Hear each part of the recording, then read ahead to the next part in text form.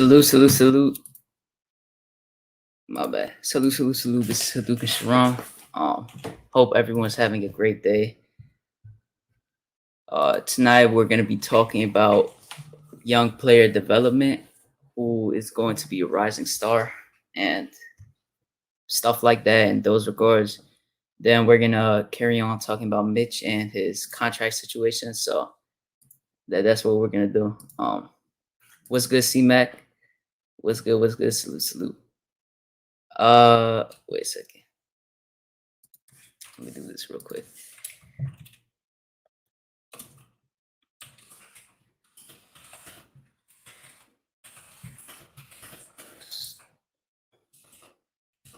Oh, my bad. All right. What's good, C-Mac? Salute. I guess basically we're just gonna go through the whole young core in itself, in its own, and just talk about their main roles and how those roles can possibly get better as time goes on during the season. We need to include what's good, Wilson Dang, salute. Salute Cuts, Kicks, and Nicks. What's up? What's up? Salute, salute. Let's see at this real quick. Yeah, basically that's all we're gonna start off talking about. You could give your opinions in the chat. I'm gonna drop the link in like 5-10 minutes if anyone wants to join, talk about it. Got a few people probably joining in a bit, just to talk about it.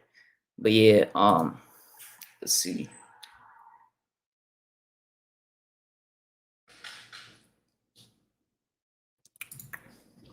Okay, this is our first question we're gonna be talking about. How will our young guys develop? So, of course, right now we got Kevin Knox, who we don't know what's gonna happen with. We got RJ, who has seemed like the only pick in the top 5 or like in the lottery in general that has hit for us in a while now. Then we got Obi Toppin, we picked the 8th pick last year. We just got Quentin Grimes, we got Mcbride, Rokas, we got Sims. We also got Mitchell Robinson, who is basically on his last year of his contract, and we have to extend and look at what he's doing this season. Along with that, we also have Emmanuel Quickly, who has looked like a rising star in some senses. Oh, what's good, Steven? Salute. What's up? What's up? Yeah, that's basically what we're gonna talk about in the beginning. I want to know how you guys feel about that. Let's see. I guess the first one we could talk about is the rookies coming in right now, because I had a strong feeling about them earlier on when they got drafted.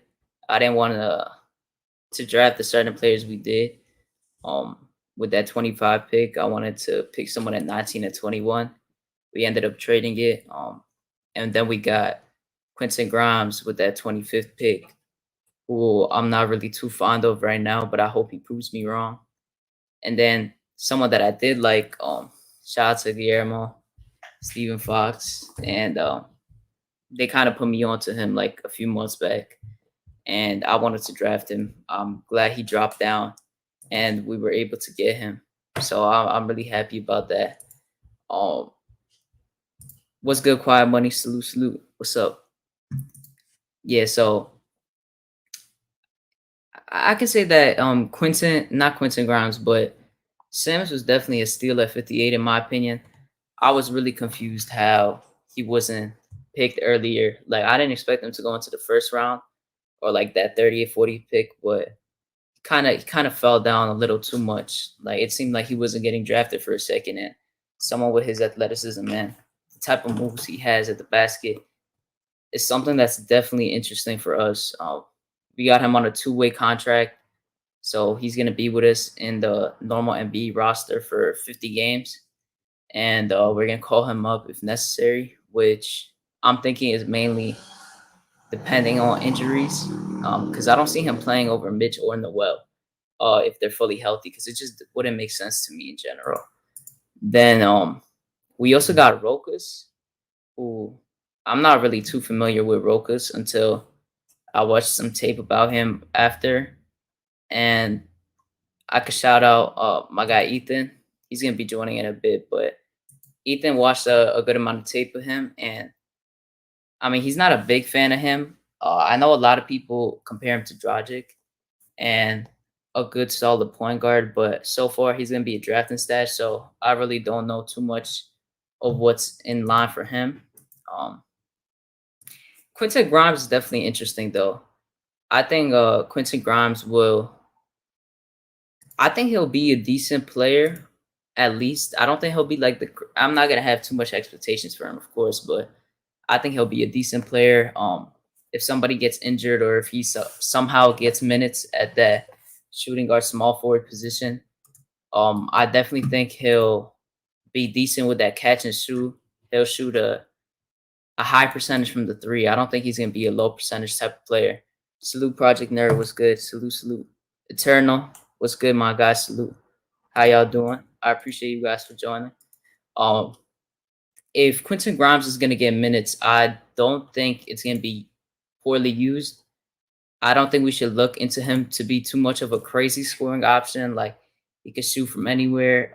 Like he could get a basket on his own. I think we're gonna think of him more as a Reggie Bullock type in a sense where we'll have him, if anything, try to play like 10 minutes. And once he hits a three, once he hits I guess a pull up mid range, or he's guarding one of the best guys on the second unit from the other team. That's what I think his main role is going to be. But I think he's going to shoot a good clip from the three with the amount of shots he's going to take. Then we got Miles Mcbride, and I really like Miles Mcbride. I really like his jump shot too, and I just love the way he gets into his shot. I would say that they all kind of got good forms as it is, but Miles McBride, like we gotta find a way to get these guys minutes. But with the amount of players we have on this roster that are actually good, it's gonna be very difficult to find these minutes unless it's an injury, and we don't hope anyone gets injured at all. So if they don't get to play, it's a learning process for them. But Miles McBride is that type of player that's very gritty, and he's locked in all the time. He's a great defender. Even though like I know it's different from like college into the NBA and summer league, but it's like you can see it in a person when they have that defense in them that they could play at any level. And I think he's that type of player. And he gotta like those nights that Kemba or D Rose are gonna sit in those back to backs. I think he's going to be there at that point guard position or shooting guard position. I think him and IQ can interchange, kind of like D Rose and him did. D Rose and IQ did last season, and they're just gonna play with each other. They're gonna interchange positions. They're both, I would say, good shooters.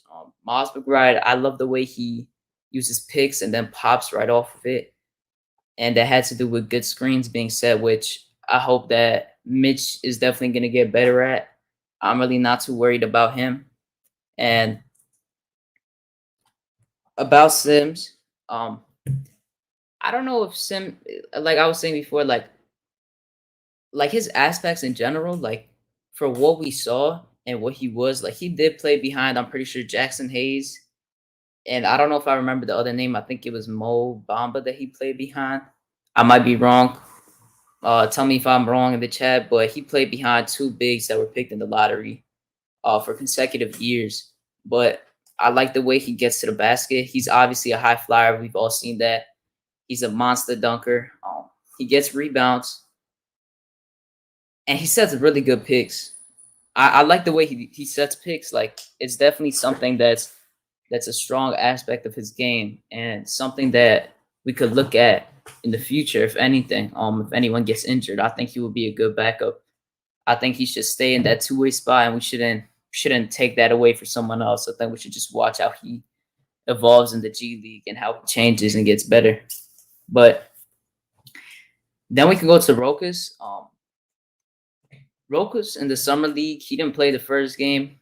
The second game he played, had like 8 points. He actually had his jump shot looks clean.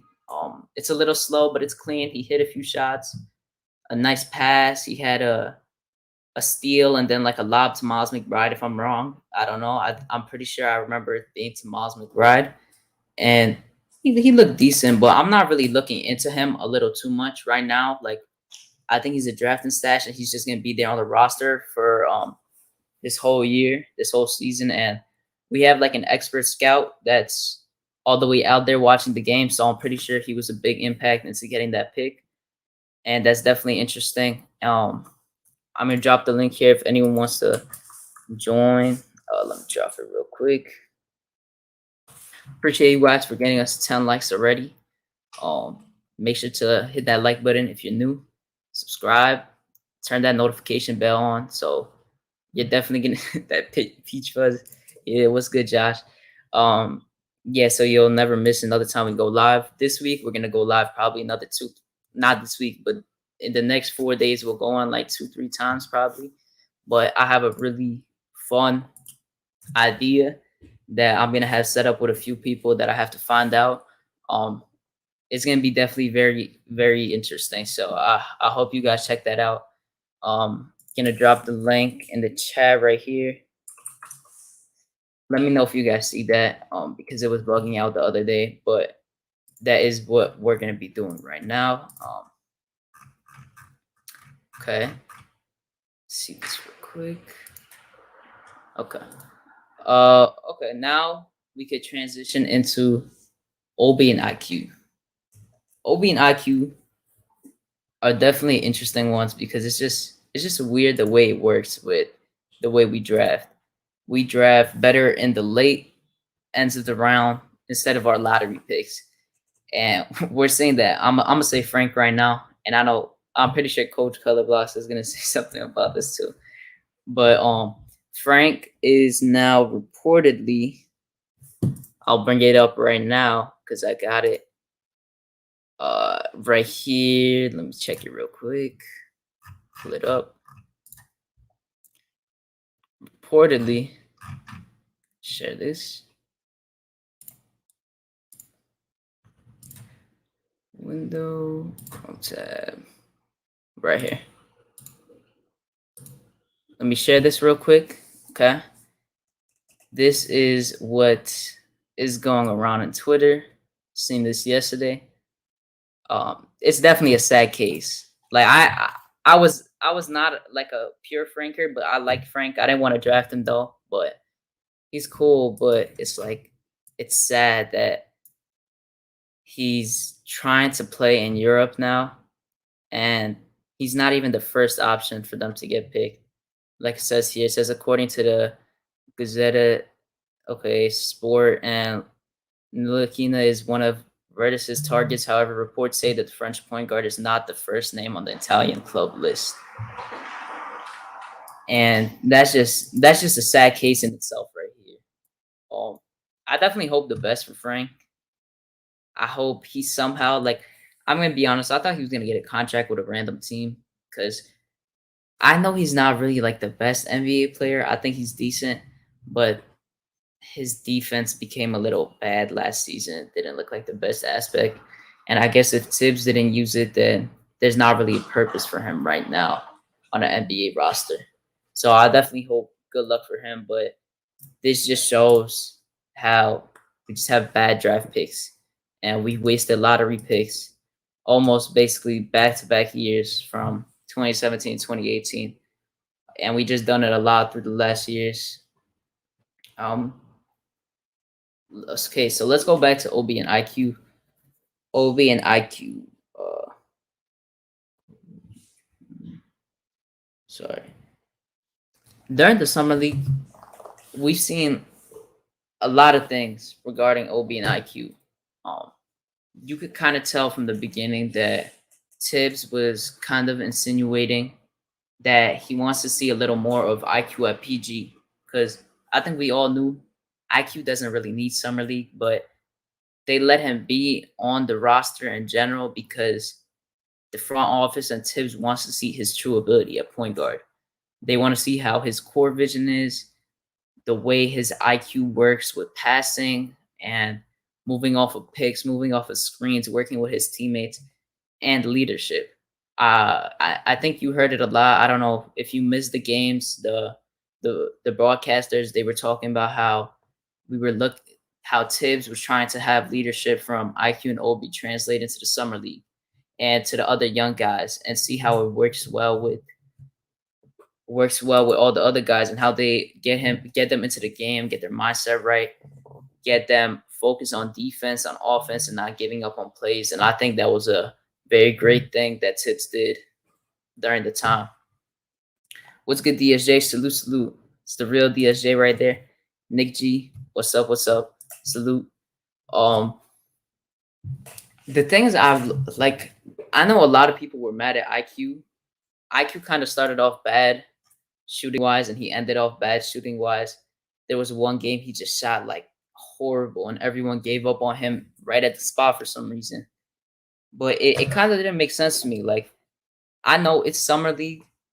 You don't gotta get too worried, because if you do bad, you do bad. If you do good, you do good. But the main thing is you're just looking at certain aspects of their game that they're improving in, and that you just spot out to see if they can have a certain different role on the team. And I think by looking at IQ and Obi, they showed a lot of leadership. They had a lot of communication with everyone else on the team, and I just really like the way they were handling it. IQ made a lot of good passes, in my opinion. His playmaking looked better, 100%. His core vision looked better. He gave a few touchdown passes to Quentin Grimes, which he finished off. And I just think that's a really good thing for IQ's development and Obi's at the same time. Obi averaged like 20 points, like 9 boards on pretty decent percentages. Shot 35% from three, actually, which that right there is the main important thing for Obi in the upcoming season. I don't think Obi can get more than 15 minutes, but Obi got to get at least up there to like 13 to 15. He can't get past that, but got to get to around that. And I think that 3-point shooting is the main thing that could get him there. He shot 30%, if I'm not, yeah, 30% last season from the three.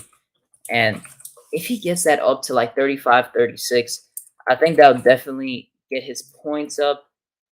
It'll definitely help out in the bench, because you can't really be put in the position of the wing in the bench like Tibbs was putting him in the beginning of the season and just miss so many threes. You got to be able to hit them, because if he starts hitting them a little more, and if he's more confident, like we've seen in the end of the last season, we can give Randall a little more rest, and we can see how Obi's getting better gradually as time goes on. What's good, Stephen Fox? Salute. So that is what it is for Obi. I think Obi definitely looked a lot more comfortable. He was getting into his post area. He was shooting like the one game against Detroit. He was going crazy. He made like 10 points in a row. He scored. He was going off. He had like 31 that game on good percentages. His jumper looked smooth. He looked a little thinner. His body wise, he looked thinner. He looked better physically. He still has to kind of, I don't know, the way his body is formed is just a little weird for like his position, but it would be interesting if they somehow play him at the three, which I don't think is impossible, but I think it's unlikely right now. But he wasn't like, I know some people were saying that his post ups and his moves are looking better, which they were to a certain extent. But the one thing I really want Obi to fix is when he's going up and he sees that he can't get it. Like we saw this towards the in the summer league, there was a lot of possessions where Obi is going up for a dunk or a layup, and he sees he can't get it, and he still goes up with a bad take, and it causes a turnover, which I definitely think his IQ has to get better with alongside that rim. The take about how we was able to see different aspects of IQ and Obi from a leadership perspective. Yeah, 100%. Like they had a lot of mic'd up portions from Obi and IQ in that summer league, and they were just telling people where to go, the spots they needed to be at. They were telling them to stay focused, be on top, not let anything go by. And I think they did a really great job with that. Um, just the way they played, like they ended 4-2. They had an extra game, but they still did really good. I'm very happy with with how they ended, especially Grimes had three back-to-back 20-point games. McBride was a sniper from the three. He shot like 55%. Like that's just amazing. That's what you hope to have. All right, since Josh is talking about RJ, we'll transition into RJ now. Says RJ does the same thing. He needs to work on his decision making at the rim. Um, I'll agree with you on that.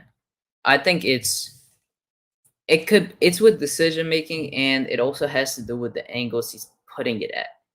He's kind of throwing up the layups and the shots around the rim with weird angles, and it also has to do with his acceleration and deceleration.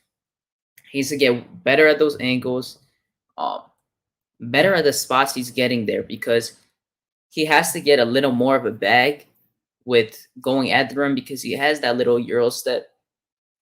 He has that little push off and post up, which he doesn't really post up a lot, but he has a pretty good percentage with that as well. And I think next season I'm not too worried about RJ in general, but with his finishing too, because RJ was injured for like half the season. He played all the games, but in general, he just shot bad from the rim. But you can't really get any worse, and I think he's definitely gonna get better. With the lineup they have right now, RJ should be able to get a lot more looks at the rim, and they should be wide open. He should get a lot more wide open looks at the rim, a lot better looks from the three, and all that. So I definitely think he's gonna improve 100%. Uh, Steam Fox says Obi playing significant minutes this season depends on his defense. I'll agree with that too. I think it has to do with his 3-point shot too, but defense too. I would say that's his main factor. His defense looked like it was getting better at the end, and his 3-point shot did too. Because in the beginning, first half of the season, he got injured in one of his first few games, and he was out for a decent portion. I would say probably, I don't remember the exact, but it was like 5 to 10 games he was out. He came back. He looked uncomfortable and out of place, and I think he still had that thought in his head that he's still a rookie. He just made it to the NBA. He was still a little confused, and then towards the end and in the playoffs, you saw a lot more confidence with his shot and a lot more confidence with his play. And you saw him hitting shots, hitting threes, hitting clutch shots when they were needed at certain points of the game. He was getting the fans hype and all that. And in the middle, like you could see that he was not in a good, like, not mental state, I would say, but his confidence was just low, because you saw him airballing corner threes constantly. He was airballing it at least once a game every single time we saw him, and then after that, we barely saw it until the end of the season. We barely saw it, and I'm very excited about that. Is it that Obi needs to improve his IQ, or does he need to improve his body and strength? I think it's a good question by Nick G. Ah, you see, I could say it's a little bit of both, but I think it has to do more with his IQ than the body and strength, because the way he goes in, it's like he's in college. He thinks he's in college. Like he could just go in and post up or put up a layup, and he could just body everyone. But that's not the way it's gonna work in the NBA. That's not the way it's gonna work. So he has to find a better way of posting up. He needs to get a few go-to moves at the paint, because if he does, that'll definitely be a plus. He averaged four. Let me see the exact. He averaged 4.1 points, shot 50% from the field, 30, basically 31% from three, and 73 from the free throw line. That's while playing 11 minutes. So we have to hope that he shoots, like, his field goal is fine. I don't care about his field goal, but it's like 50%. That's fine. His 3-pointer got to go up, in my opinion, to like 35%, 36%. And then his free throw is fine too. Like it could go up a little, but I do think it's more of his IQ and awareness around the paint and the way he's leading to getting that basket. Um, RJ is showing his right side more now, so I have a feeling he will improve drastically this year.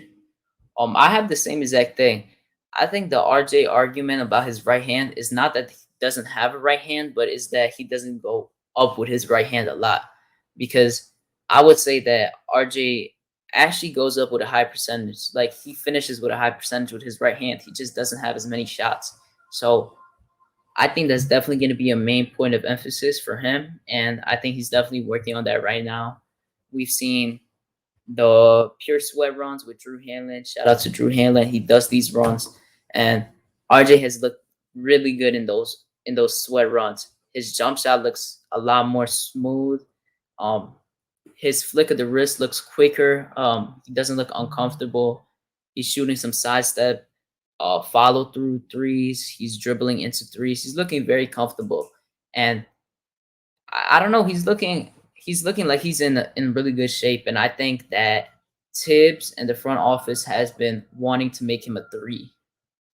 Of course, we know two and three, in my opinion, are kind of similar in a sense because last year on the offensive aspect, RJ was mainly playing, I would say, like three, but on the defensive end, because we had Reggie Bullock, he had to kind of guard the twos, and Bullock had to guard the threes. That's why we always get confused in a way, but I think he's getting prepared to be that three. I think he's going to surprise a good amount of people this season with his defense because I really like obviously for like a certain few players like you have the Middletons of the world. He's gonna have to guard KD at certain points because Randall doesn't really match up with KD and he doesn't guard him as much when we play him. So he's gonna have to take on tasks like that. PG, in my opinion, is gonna have like a MVP type of season without Kawhi playing. So he's gonna have to go against PG. He's gonna have to go against Middleton, KD, all these good small forwards, and we're going to get to see how his defense is going to evolve towards time. He's obviously going to get killed at certain points, but the whole thing for us right now with his defense is going to be development. And this is kind of a good thing for him at the same time. He's going to get to learn how to play against certain players that he hasn't really went up against before. I'm kind of excited for it at the same time. Julian Blum, salute, what's good? Who's Mark? I see you. What's up? Let me answer this first, and then I'll go down. Quiet Money says, I think it was his agility and explosiveness that he needed to improve, but I don't think you can force too much at a time. I think you're talking about RJ, right? Let's see. Yeah, I think you're talking about RJ. Let me know if you're talking about okay, but if you're talking about RJ, I agree his agility was kind of off. I do think that had to do with him playing a lot of minutes and times where Alec Burks was out or Bullock was out, RJ had to play 40 something minutes a game. So it makes sense that he didn't miss a game. So I think it was more of his legs being tired, just like Randall had. Randall had his legs tired throughout the end of the season. So I think that was a main factor into that. Yeah, I agree. Just like Josh said, I think it's a false narrative.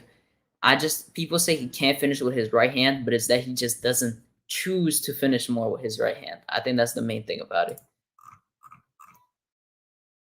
Yep. With Bullock gone, what do you think the impact on RJ will be defending the opposing team's best player? I think, like I was kind of saying before, I think RJ is going to surprise a good amount of people. I think his defense will be pretty solid. Like statistically, his defensive percentage, it was like 40%, and it was better than guys like Butler, Lou Dort, Marcus Smart. Obviously, those types of things, I don't look at too much like to know someone's defense because you got to look at the eye test too. RJ had bad defense against guys like Doncic at certain points. Like he let him get a dunk past him. He let Lauri Markkanen get past him so many times to get wide open baskets at the rim. So those situations you could definitely see. But I think the impact of RJ going against everyone's best player is going to feed him more inside. Like it's going to get him having that mentality that, okay, he thinks next time he's going to get this type of bucket on me, I'm going to show him who he's actually going against. So I want him to be in that type of state where, okay, they're gonna think I'm easy food in the beginning, but next time I match up against them, it's not gonna be as easy as they think. That's what I'm hoping for, and I think it's going to happen. Yup, me too. I'm really excited for the season. Really excited. Guillermo, what's good? Salute. Yeah, hit them likes up if you haven't hit them likes. Let's try to get to 20. We're at 16 right now. Shout out to everyone that's watching. Hit that like button, subscribe, hit that notification bell. Make it light up so you don't miss next time I go live. I think I'm gonna go live on Wednesday, so make sure to be there. And we're gonna have a special later on this week, which is gonna be very, very interesting. So I hope you guys tune in. Yeah, quiet money. So yeah, I kind of answered it. Justin L, what's good? What's good? Salute. It's my guy right there. Yeah, share the podcast too if you can on any social media if you really want to. But yeah. Let's see. Let me know in the chat if you see the link, by the way, because my stuff be bugging out. So let me know. But Guillermo says RJ struggled laterally after the ankle injury. KPJ, Jaylen Brown, Anthony Edwards, ankle injury hurt him. Oddly enough, after the injury, his perimeter defense improved. I remember this. I remember you telling me this before, and it's really weird. I don't know, like, he somehow got better in his perimeter defense, but the inside game when someone would go inside against him, pause, like it would just be bad. He wouldn't guard people at the rim really well, but his outside perimeter defense would be pretty good at times, which I think is still going to be kind of the same next season. I think he'll be good perimeter when it comes in regards to the perimeter defense, but I truly want him to get better in his inside the rim defense. I don't want him to get bullied by anyone. I want him to stand his own, which I think he is going to. Defensive different. Yeah, I'll check that out later. The defensive differentials, yeah. And I'm very excited for the matchups. Like he's talking about Anthony Edwards, KPJ, Jaylen Brown. I'm very excited for those matchups. Then like guys like Jalen Green, Cade Cunningham. I'm really excited in the season as a whole, but I'm excited to see the role RJ is gonna play against these guys, and I hope he's gonna smoke them too, and I'm very confident with that. Yeah. Yup. I got Justin now. Oh, did you guys see the link by the way? Let me know if you've seen it. If you haven't, we'll send it. Oh, I sent it in case. Okay. CP, what's good? CP the artist, salute. How you guys doing? And yes. Of course, the link is in there. All right, bet. Appreciate it. Okay. Yeah. I you know I'm mad about this, but it is what it is. Like I think he's gonna be good. Like obviously I wanted him. I think he's gonna be really good. Not, I mean, I can't say really good, but I think he's gonna be really good for his draft pick. On the Rockets, the Rockets have a really good young core. I'm definitely gonna be watching them a lot this year. A lot. Oh Lord, look who's here. Yeah, CP, bro. This dude is funny, bro. Yeah, I'm anxious about the season opener that I'll finally get to be my guy in person. Oh, you guys are going to the season opener, right? Yeah, I can't go to that, but yeah, I've seen that. That's definitely gonna be fun. I think we're gonna beat the Celtics, in my opinion. Say my no, I'm not saying your name 5 times. Say your name 5 times so you'll appear, okay? CP the artist, CP the artist, CP the artist, CP the artist, CP the artist. Nah, this dude is funny, bro. Alright, yeah, I mean we could kind of transition if we want to talk a little more about the RJ part. RJ, I think some people think his stats are gonna drop off, but in my opinion, I think it's actually gonna get better. I think it's gonna get better. I think he's gonna average 20 points. I'll say 26 and then 4. So 20 points, 6 or 7 rebounds, and then 4 to 5 assists. That's what I'm really looking at next season. He doesn't really have to do too much more to get that. This is also coming with him shooting about the same, maybe one more shot, and then also his finishing around the rim getting better, which I think is a big possibility.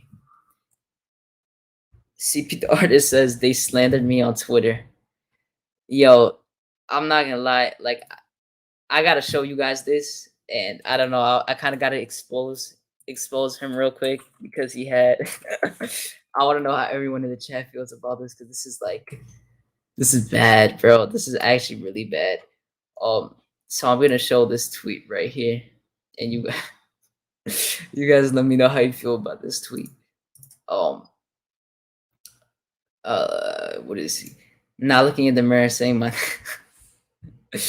Yeah, I gotta stop. It's about it. It's about to get lit. I'm going to second. Oh, that's fire. Yeah, we're playing I think the Celtics, and then we're playing Orlando back-to-back days. Which I think, in my personal opinion, I think we should start off the season 3-0, and then we're gonna play Philly the next day. So now I'll show you guys this. 'Cause this is actually hilarious because he restricted people who could look at it. So I want to know how you guys feel about this. Let me show it. So this is what he said. Let me zoom in. Okay, so you can see it right here. He said IQ is not better than Alonzo Trier. I want to know how you guys feel about that because I don't know what he was thinking in that point because I liked Alonzo Trier, but Alonzo Trier was toxic and he was kind of a cancer to the team at the same time. Like, look at his, like, you could find a lot of highlights about that. And this is just funny, bro. This dude got 106 quote tweets and everyone's going crazy against him. So yeah, bro, this I don't know where he came up with that thought right there. But I don't know. Alonzo Trier can't even get into the league right now, sadly. Like, he was a crazy prodigy when he was younger, but now he's just like lost. Like, he did horrible in the G League too. It's funny. Says, man, Randall looks hella in shape for the season. I think he's gonna go crazy. Randall, I saw the video Chris Brickley showing it. Randall definitely looks more in shape. He looks a little lighter. And I see the moves he's doing.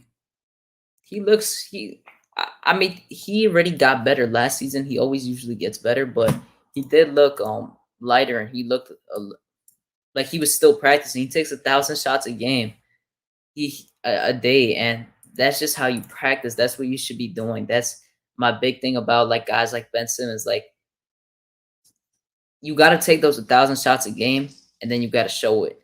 You got to show it in the NBA. You got to take those shots when they're open. You can't be scared. So I really like how Julius Randle is looking RJ so far with these practices and these runs. Of course, it's nothing that you could really tell will translate, but it's something they're obviously working on, which is the most big thing about the offseason. You want them to work on these things.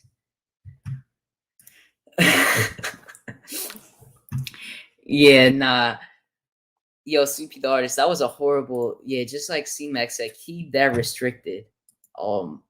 Yeah, I know you don't care, but when you say something that's a horrible take like that, it's gonna happen.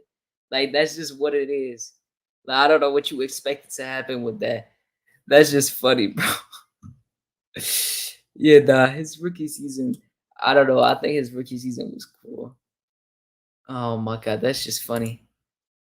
Yeah, I don't know. Like, I mean, you could come up right now and just show your case if you want to, your case for it. But like, Alonzo Trier was okay. Like, he was just really reckless. I could say the same thing for IQ because he has the green light, but this dude Trier just did not know what he was doing. Like, he shot like yeah, nah, this dude, he was kind of a Chuck, but not a Chuck at the same time, and he just had horrible plays, certain points. Um, and he was in the NBA for 2 years at 23 and 24, and he just hasn't been picked up since. I really don't even know what happened to him right now. Justin L says, I can't wait to take a look at Damian Collins. It's your crazy hybrid 4 super athlete to watch UK games with me this year. I'll watch it. You said Damian Collins. Okay, I'm definitely I'm definitely gonna look at that. Prisoners of the moment for rookies. I mean, I wouldn't say it's prisoner of the moment because I definitely liked Alonzo Trier. Like I actually liked Alonzo Trier, but you could just tell like there's just certain aspects of his game where it was just I'm just gonna put up a dumb shot, like a dumb layup or a dumb turnover or pass, and then I'm gonna blame it on my team instead of blaming it on myself.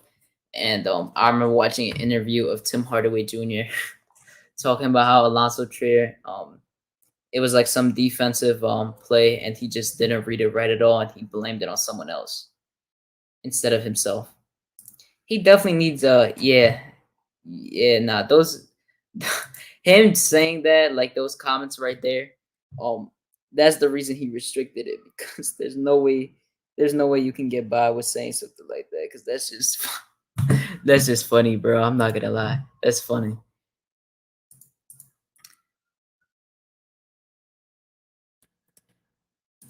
True was good. It just looked like it was about him all the time. I completely agree. Like there's no way you can think that he's not a good scorer because that was his main thing. Like he's a bucket getter. He's a scorer. Like he would come in the game sometimes. Like I wanted him to come in games certain times when we were down, and I'm like, all right, this guy isn't working out. Why don't we just put in Trier, and why don't we just let him cook up a little? But sometimes when we did that, he would do good, but then other times it would just be really bad.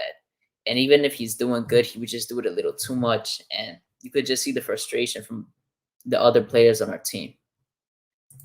I'm gonna watch that 100%.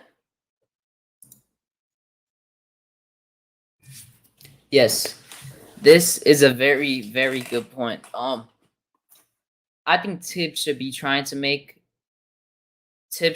be trying to make RJ and his play style more of like a Jimmy Butler esque because I want him to kind of take RJ under his wing like he did Jimmy.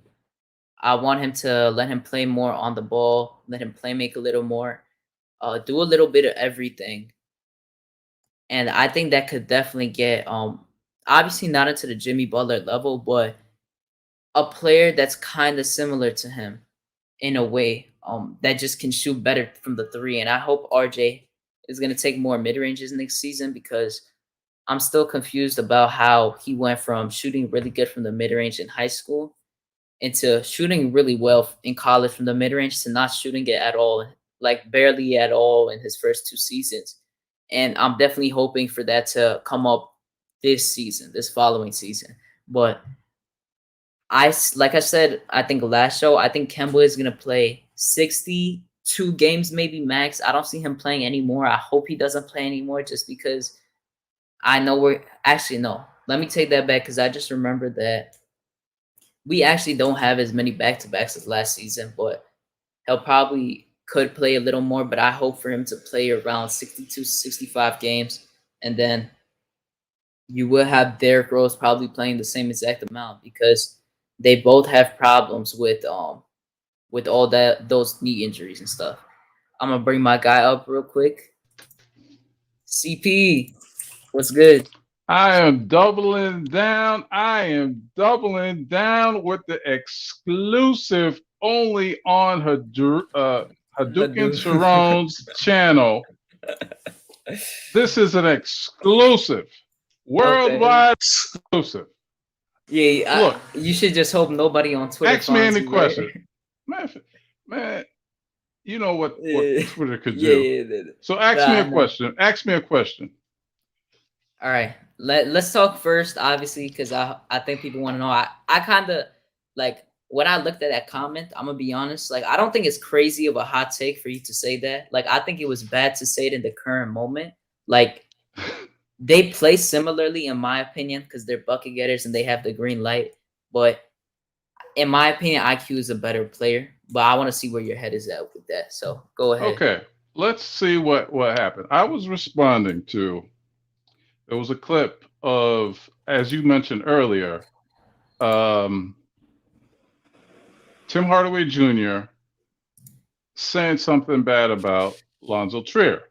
And in that post, I believe the poster said something to the lines of Trier wasn't that good and IQ. Thank goodness we had IQ, something like that. I don't remember. I mean, because like my Twitter has been lit. Yeah, So nah. that's when I was like, let me defend Alonzo Trier because I remember the Trier hype. Trier had hype that his rookie year. I Yeah, remember I people had did for not want people did not even want Tim Hardaway Jr. to start anymore because Trier was like the guy. He yeah, was that was our crazy.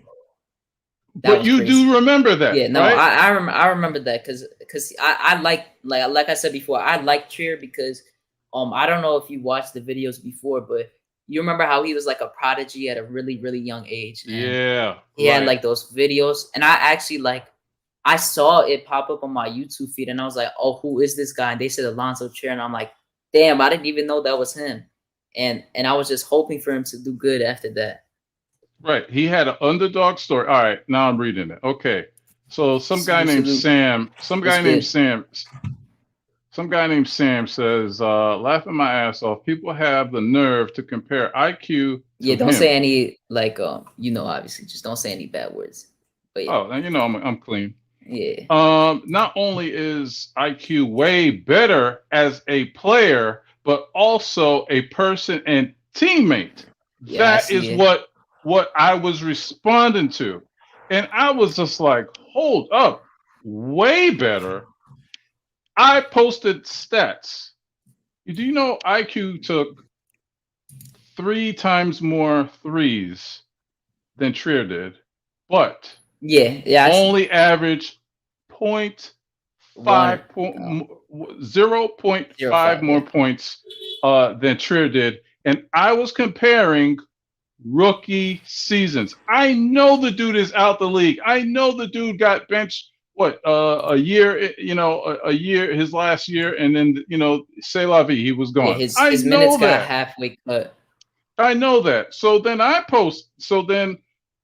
which let me if anybody listening, tell them I'm coming after them because I don't take none of this internet smoke. I'm from Jersey and I don't mess with. But Postin' and Toastin' had posted had retweeted it, and they have 29,000 followers.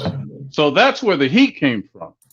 My little Twitter only got 1,300 followers. So It's a and this decent amount. dude, right? And this dude Sam only got 800 and he's a nobody. 830 something followers, whatever, right? So it was Okay. Postin' and Toastin', right? That retweeted my thing disrespectfully, and that's when all hell break loose for me. Now their ass is mine because I'm gonna start my channel. I didn't want to start no Nick's channel, but you know what? The heat is coming. You know what I'm saying? So I was responding to this dude named Sam. I wasn't responding to everybody in the freaking world, right? And so you can't say the dude was way better if he only averaged 0.5 points per game and took 3 times more threes. And we remember, and I was going back and forth with Papa Left, which gave me a great. And this is the thing, right? You know me and you, right? On the Mhm. other channels, we went back and forth. But you know what I will Yeah, always respect? If you bring me the data. If you bring me the data, we can have a conversation, right? yeah. But you had these Knicks nerds and Karens. Oh, you should kill yourself. Oh, you In should game, yeah. have a huh? Nah, it's just like never Yeah, mind. You can yeah, go ahead. yeah. I mean, they were just slandering it. I Yeah, was like, yo, nah, just bring yeah, up an argument. Bring up your yeah, argument. That thing. And Papa Left was like probably the only one that even made like a decent argument. And there yeah. was some Nah, other guy. Twitter is like obviously like it gets to a certain point sometimes where people take it a little too personally and they don't care what they Heck say, so yeah. they just start like just typing like crazy and Right. saying So wild things. that's why I had restricted my mentions because I was like, all right, you had 24 hours to get off your off your chest. So I was like, you know what? All right, now I'm tired of this. I got better things to deal with, people to answer to. I can't get past this. So I was like, you know what? I'm gonna restrict my mentions. So getting back, right? And That's and funny. this and what I said doesn't mean I Anything. believe Crazy. IQ is bad. I don't believe he is bad. That is the worst. Like if I say chocolate ice cream is better What's good? than chocolate ice cream with vanilla in it, that Uh, doesn't mean that chocolate vanilla ice cream is really bad. Vanilla It's just is I like it better. a little bit better. I just like it a little bit better. Yeah, vanilla is better, but that's besides the point. That's I don't know if that's a hot take, but I like vanilla better, in That's my opinion. preference. That is Yeah, preference. preference, And but you yeah, right, right. And that's just an opinion. You know what I'm Nick's saying? carrot. That's Yeah, funny. so man, forget these Knicks Karens, man. I'm going on a rampage because you know what should Sharon, right? Yeah, The last channel, I don't take no smoke. And I ain't gonna take no smoke this year.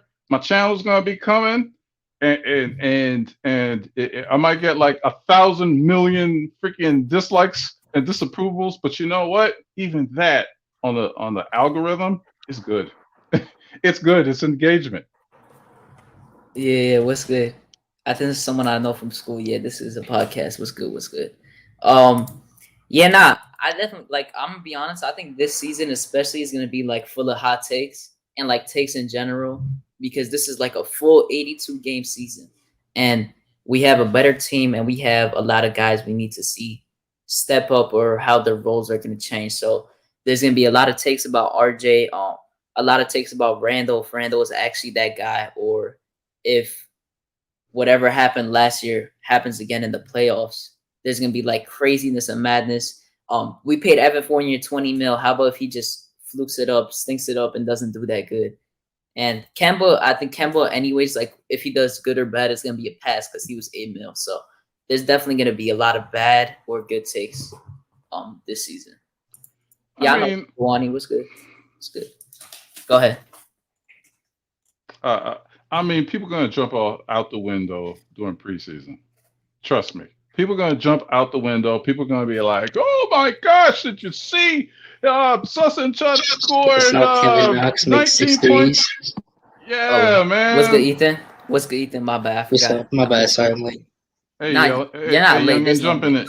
Hey, youngin, jump into this, man. Don't let the old man Bogart. You know, Yeah, this is and let your me tell you chance. something though about the preseason part. Last season, we did kind of see though in the preseason that Randall changed up. Like you could see that Randall got better and changed up. So I know what you mean in a sense, but in certain aspects, you can see someone actually did change.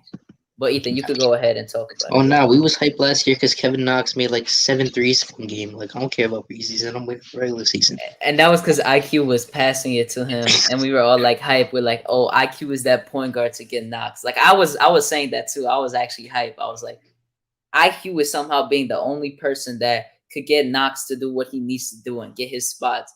But that I'm gonna say this right now because that did not happen at all. Like after the first like 20 games, because I'm gonna say this, like Knox was actually doing fairly decent in the first half of the season. But then once he got cold, Tibbs was like, nah, I'm pulling you out straight away. I'm pulling you out straight away. So he Wait, pulled Knox him wasn't out. even supposed to get minutes in the first place, if you think Oh about it. yeah. It was just because of He Obi's wasn't. injury that he got minutes. Because Obi was Yeah. out like 10 games. But he used it for a decent amount. But yeah, But preseason will show you some things and make you overreact in other ends. here's the thing though about that whole thing. Knox was on the how should I put it? Fedora The like yeah, that's funny. what's that? What you said? That's Josh said funny.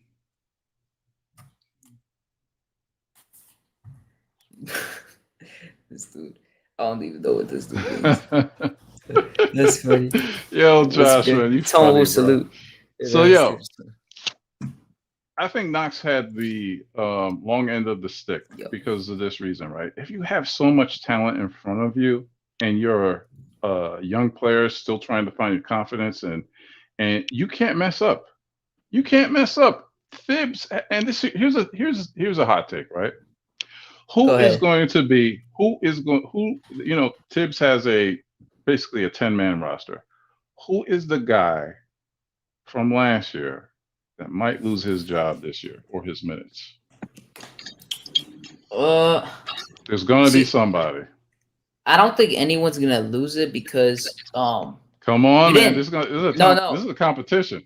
No, I know, but the thing is, we didn't really get an extra roster spot. I'll say, for example, because EP and Bullock left, and we just got Kemba and Fournier to replace them. So I think that 10-man is still gonna be the same.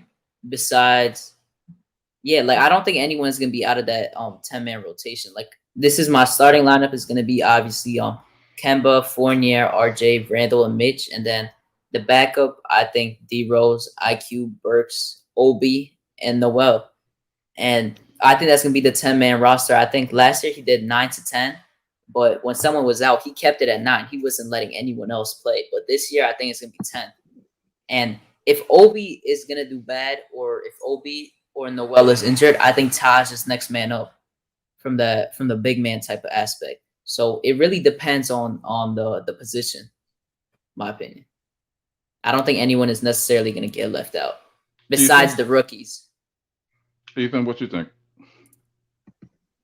So when it comes to the rotations, so people honestly forget this a lot. Tibbs in Chicago used to run an 8-man rotation in the playoffs. You play like their starters 45 minutes and then 2 or 3 minutes breaks in the playoffs.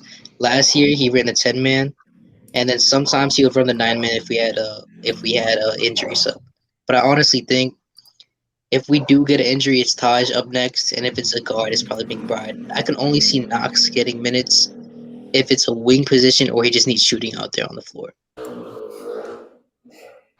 Yeah, I'm gonna be honest. Ebro, Like, Ebro, same question, man.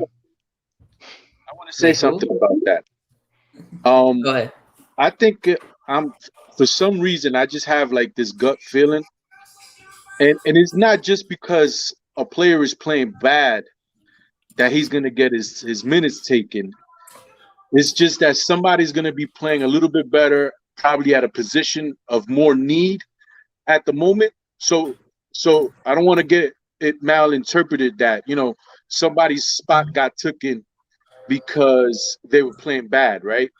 Mm-hmm. But I have a lot of faith in Kevin Knox getting that 3 spot, that backup 3 spot. That was gonna be my question. So that in that case, we can move Burks to the 2 and have Derrick Rose at the 1, right? Yeah. But throughout the whole year, we're gonna have days off for Kemba, days off for Derrick Rose, and quickly is gonna be able to slide into that backup point guard position. You know what I mean? So he's still going to be able to get minutes, but it's going to be backing up the 2 and being the backup to the 1 on the days off that these guys are getting, and Knox. Hopefully, it's just my gut feeling, but hopefully Knox comes up and snatches that number 3 position, because I don't know if you guys seen it. I think Knox and Obi Toppin play great together.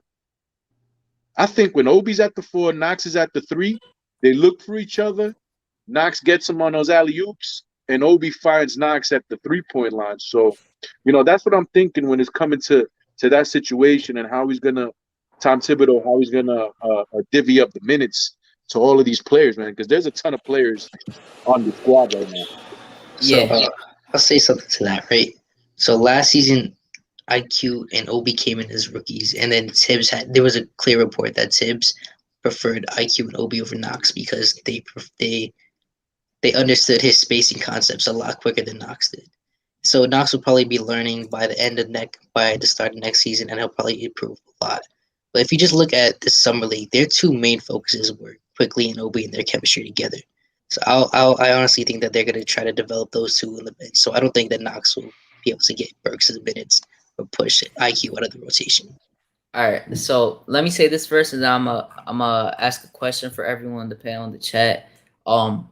If you haven't dropped a like yet, smash that like button. We're at 26. Let's try to get to 30.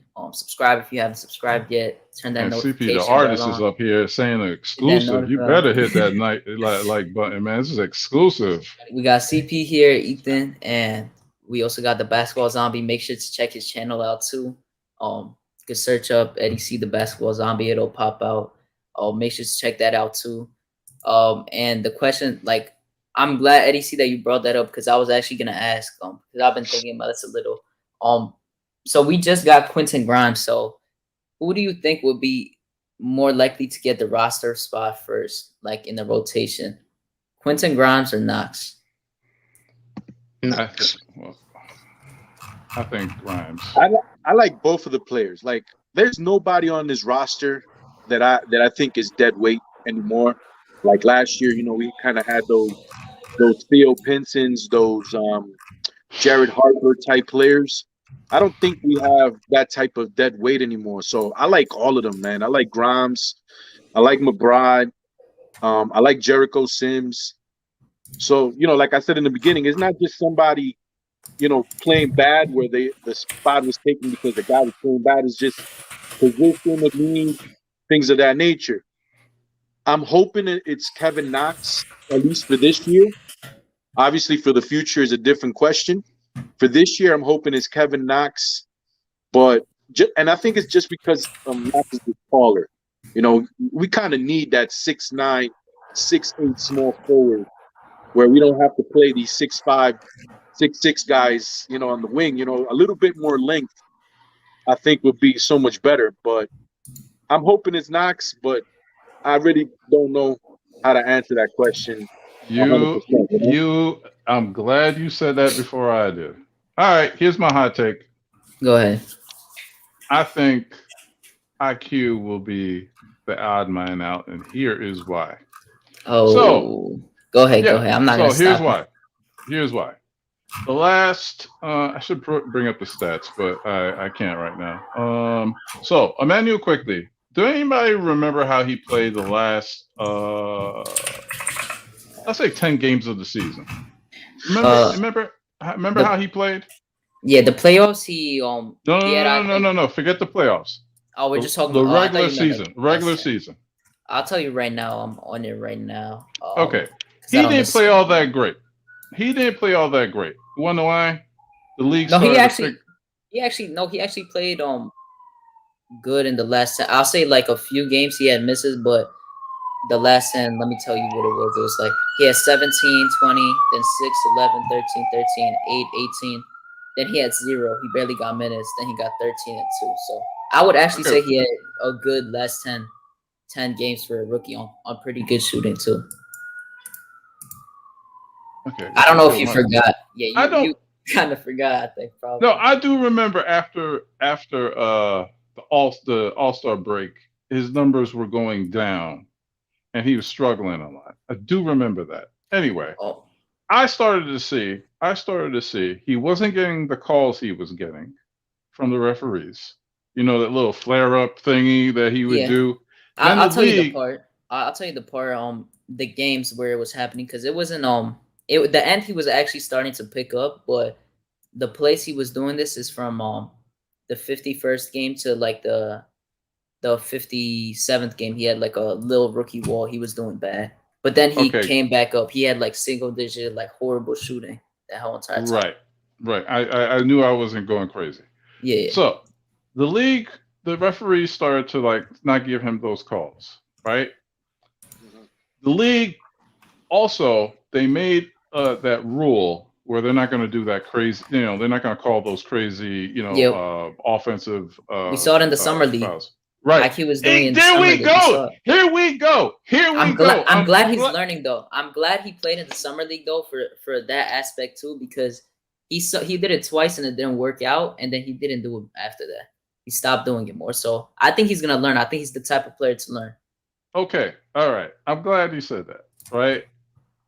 That was what I was alluding to. In the regular season, they wouldn't give it to them, and in the summer league against listen, the summer league is where second-year players are supposed to dominate. I don't believe he dominated those guys. Yeah, he shot poorly. He shot really bad. Thank you. Right. I'll tell you right now, because I remember why you look that up, right? Yeah, go ahead. While he was struggling, Quentin Grimes. Is it Quentin Brides? Grimes. No, the other one. Brides. Mcbride. Sorry.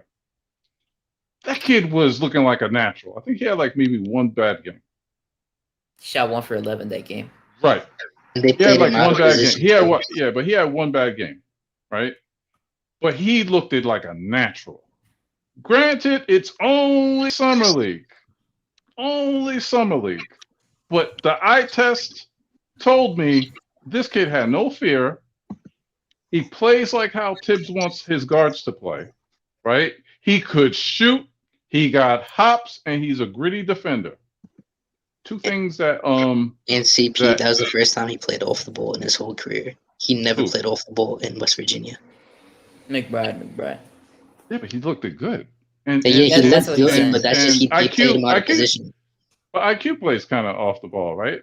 Oh no, they put IQ on the ball. I'm just saying that it just proves a lot more that McBride played off the ball, something he's never played before. It still looked that good.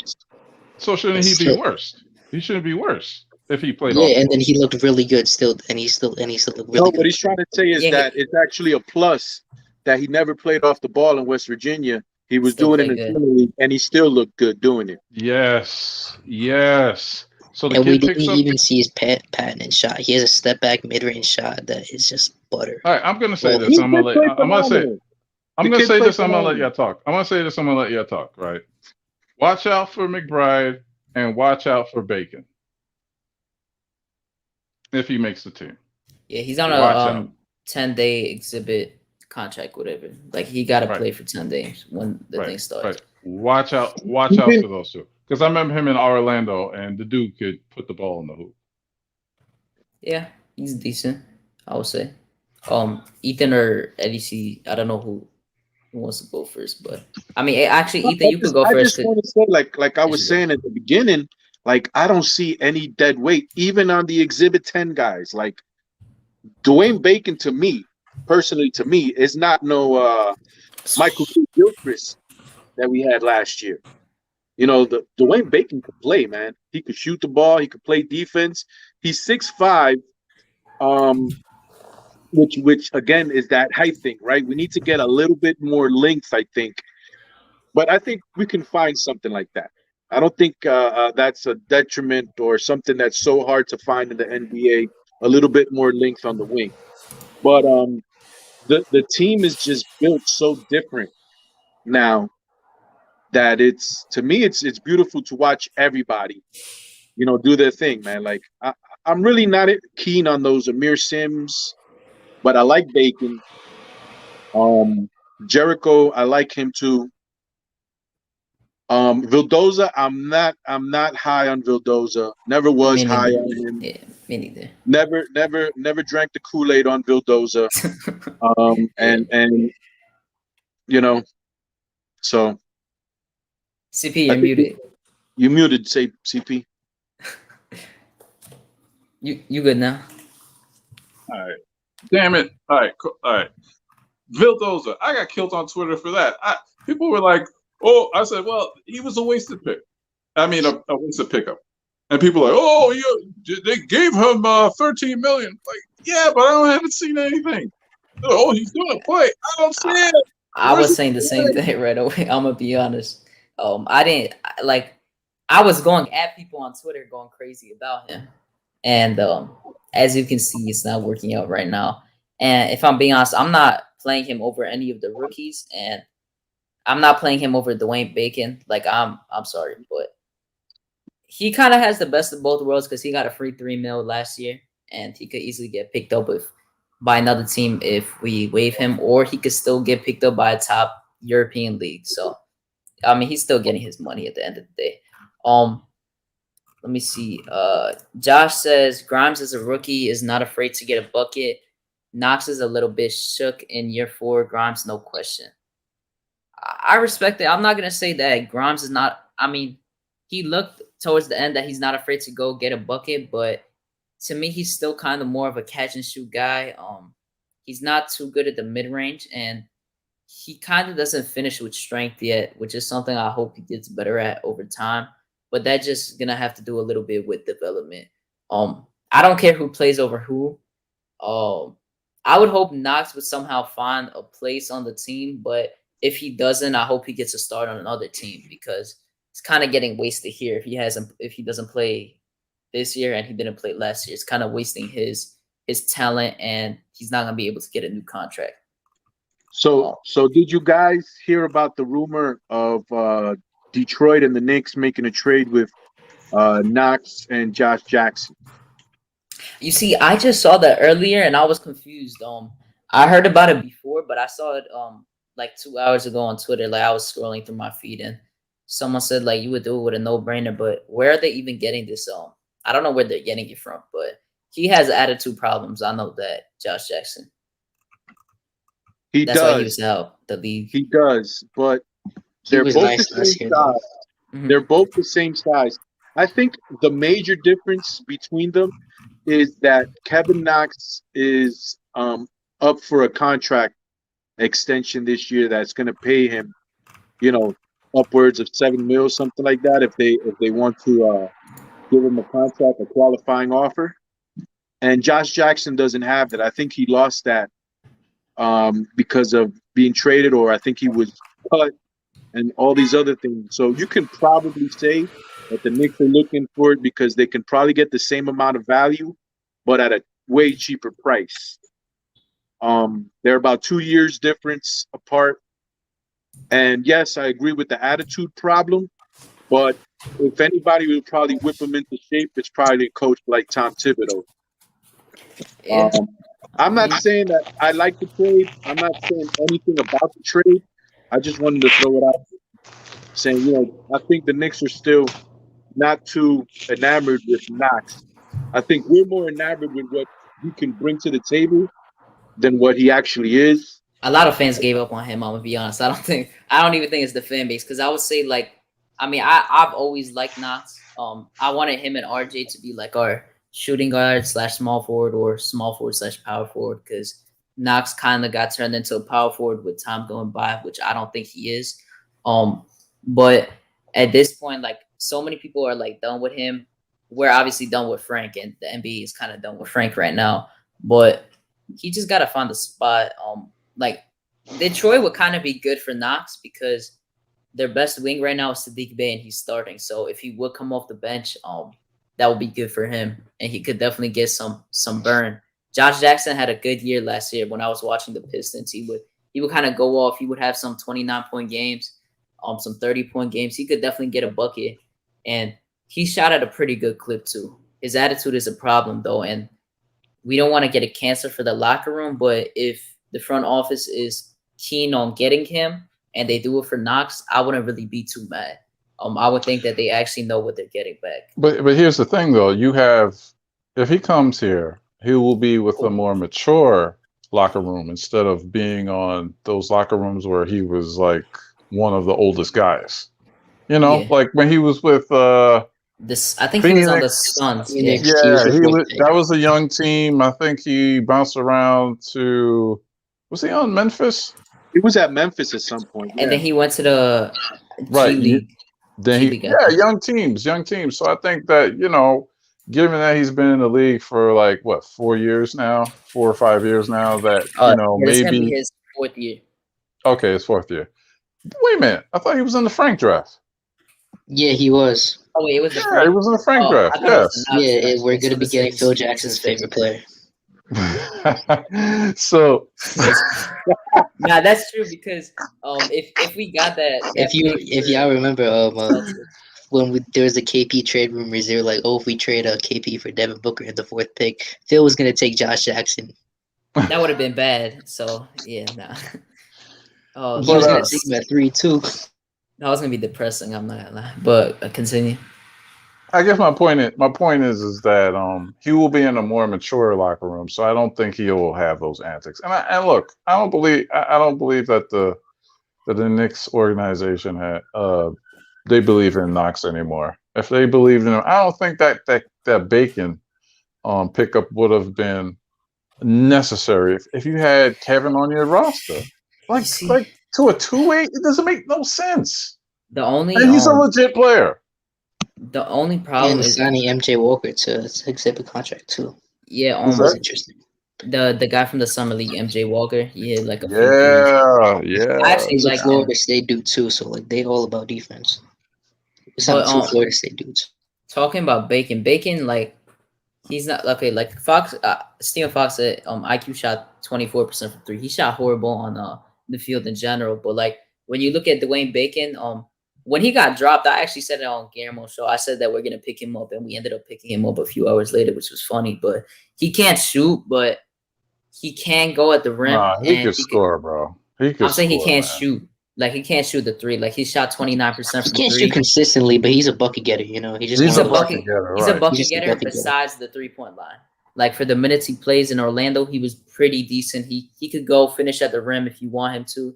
He could shoot mid ranges here and there. But the thing with getting Josh Jackson that I'm confused about is that Josh Jackson is trying to reconstruct himself to get good minutes. How are we gonna get him minutes on this roster? Like Knox wasn't gonna play for us, and if we add Josh Jackson, who are we replacing? That's my question. Well, I would here's ask. here's the thing. The Knicks could just be just taking a look at him. Maybe they're just taking a look at him. They take a look at him. Maybe mid-season they could offer a package for him, and probably get more than what they would have gotten if they had not. Sometimes these players that the Knicks get are just business deals. They're just pieces of the pie. Like I don't believe that when they gave Noel the bag, and they gave they re-signed Alec Burke and D-Rose. and D Rose to a bag, it was just to say, oh yeah, this is our team for the future. No, this is kind of like, hey, if we get a good offer for someone, now we can match contracts. Sometimes these are chess moves. So I don't really think it's about like playing time and I think it's just like, hey, we'll keep these assets, and then we'll trade them maybe mid-season or something like that. Yeah, it's no more to me. It's no more than a Knicks swap of Kevin Knox, who's coming up on a contract extension, for Josh Jackson and a future second rounder. Again, same old story. Getting a future asset, getting somebody that they can look at, and just keep it moving. They have a whole bunch of young players who have minimal contracts. Even Mitchell Robinson has a $1.5 million contract. Now they can attach those, like CP said, to these $30 million contracts if somebody happens to come up and make a deal happen. So chess moves all the way, and they've been doing that since Leon Rose got here. They've been doing that, and this draft has Tom Thibodeau's. This team right now has Tom Thibodeau's fingerprints all over it. Last year was a pandemic year. They all was just getting started. But you can tell now this year we're getting tough, defensive-minded players that fit his system. All of these guys are all built the same way now. Agreed. Yeah, I agree. Let's see. Andrew, what's good? Salute. Let's try to get to 30 likes. We're at 29. I mean, just hit the likes if you haven't hit the like, subscribe, turn that notification bell on if you can. Let's see. Justin L says, I can't wait to see how these guys gel. I don't care about our playoff seeding as much as I care about us playing our best basketball at the end, and we are healthy. I mean, yeah, I obviously agree, to be honest. Like, I think this is like more exciting than last season because, I mean, last season we got excited towards the middle, I would say, because we saw that we could possibly be a playoff team, and then after that 9-game win streak, we lifted off. So I'm definitely really excited, and I just hope by playoff time we're healthy. Yes, Dwayne Bacon is definitely a body. I would say. Pause. Yeah. Yeah. Pause. That's payback reason. He had my back on Twitter. Yeah. No, that's funny. What did he say? I just missed. Bodega Wi-Fi says something. My bad. All right. He said Thibodeau gets intel about Fournier and Bacon from Steve Clifford. I remember reading about that too. How the main reason he got Fournier, I mean, not the main reason, but a part reason is that he's really cool with Steve Clifford and got a lot of info from their locker room behavior, just the way they play and the mentality they have. So I guess this is what really put into picking them up. So it's not guaranteed.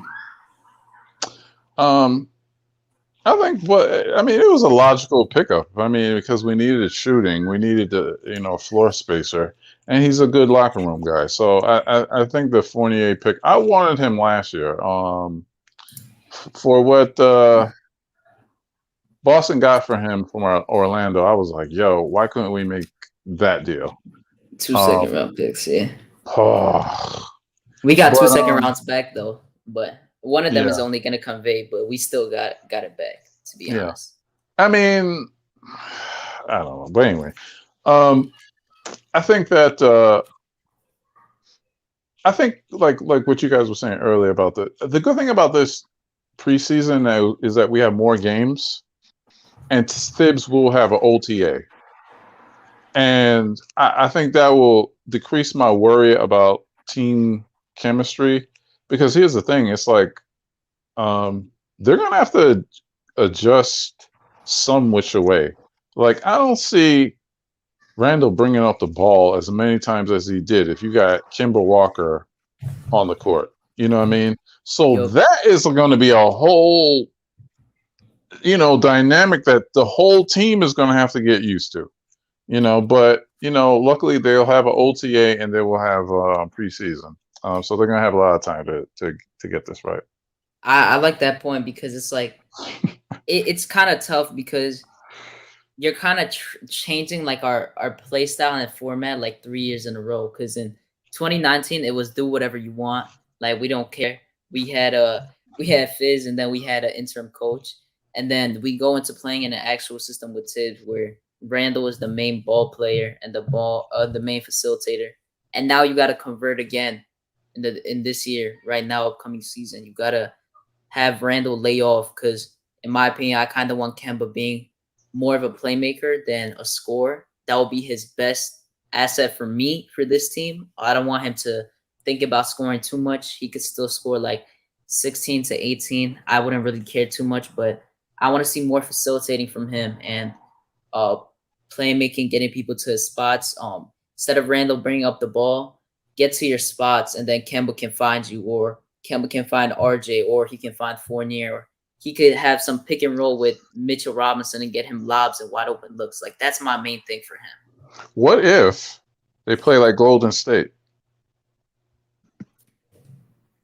So, we don't want the personnel to play like Golden State. I know what you're talking about, having Randall as like to be the main facilitator and bring up the ball most of the time. But Kemba will bring up the ball. Randall will still be our main facilitator. But Randall doesn't have the IQ of Draymond, and we don't got like the facilities of running people off screens like they came with Steph and Clay. What's this? Oh, that's disappointing. I hope you're wrong. I hope you're wrong, but you make a good point. That's a valid point. That's a good point. And I'm like, it was interesting that you said that, because that wasn't really what we were running last year. It was just he did have the ball a lot. I wouldn't say his playmaking is anywhere near Draymond's, in my opinion. I think Draymond has near to elite playmaking for his position, because the way he catches everyone, the plays he makes, I really like the way he play makes. And Randall is more of I would say a good passer. I wouldn't say he's a great passer, because he doesn't have that core vision you really necessarily need. Like, he'll make you the wide open pass, but he's not gonna make that pass. He's not gonna lead you open. I get what you're saying, but I think that's part of his elevation as a player, is that he has to be that type of player. Because I know what you're saying, because he was more of like, okay, I'm gonna take my man one-on-one. If the double team comes, somebody's open. Find him. The year before that, he wasn't doing that. He was driving, spinning, losing the ball in double teams. So I get that. But here's the thing, though. How Atlanta exposed us, we can't go back to that same formula. Because, look, the league is copycat. If they see that this is the way to beat you, every other team is going to do it. They got the blueprint. So people say, oh yeah, Reggie Bullock didn't score, RJ didn't score, and so forth and so on. But our offense started to be stagnant and predictable. You give Randall the ball, and then you put a wall or a spy on him, and just be like, oh yeah, well, I'll let Reggie Bullock shoot. I'll let Alfred Payton shoot. I'll let RJ shoot. Right. And yeah, it'll be harder to do that with this personnel because we have Kimba now we have Fournier. Yeah. But I think that still you're gonna have to give some type of nuance. We were the slowest pace I'll be there. We're the slowest pace team in the league. I think that we need to have an offense that's clicking more. Yeah, I agree, but I can see what like you're saying. last year it was definitely like that, but this year it's definitely gonna be like I don't think you're gonna have to worry as much because Bullock was a guy that defended the best player's wing, but at the same time, he's one dimensional. He's gonna catch and shoot, or he's gonna pick and pop with Randall. Other than that, you can't rely on him for going at the basket at all. But Evan Fournier, he could actually go at the rim. He could shoot mid ranges, threes. Like you didn't see too many mid ranges from Bullock. Then instead of Alfred Payton, you have someone like Kemba, who was a past All-Star, and he could definitely still get buckets, and he shoots really well off the pick too. Like if Mitch sets a good pick, he can shoot right off of it. He shot like 40-something% from last year, which is actually really high from it. So I think we're gonna see a lot of that. You're not gonna have to worry as much for someone to hit a shot because I think that we're gonna have 4 people in our starting lineup that are gonna shoot really well from the 3. So you're not going to be able to double team anyone but Mitch to a certain extent. And if you do double team Mitch, someone is going to be open and they could shoot. I'm glad you just mentioned him because I mean, I'm happy that we got Kemba. I'm happy that we have Fournier and all the other guys. But the one that I'm really looking forward to seeing this season, in the playoffs, having a healthy season and see how this whole team works together is with Mitchell Robinson back. I want to see how this whole offense and defense works with him manning the middle and him being a high screen and roller.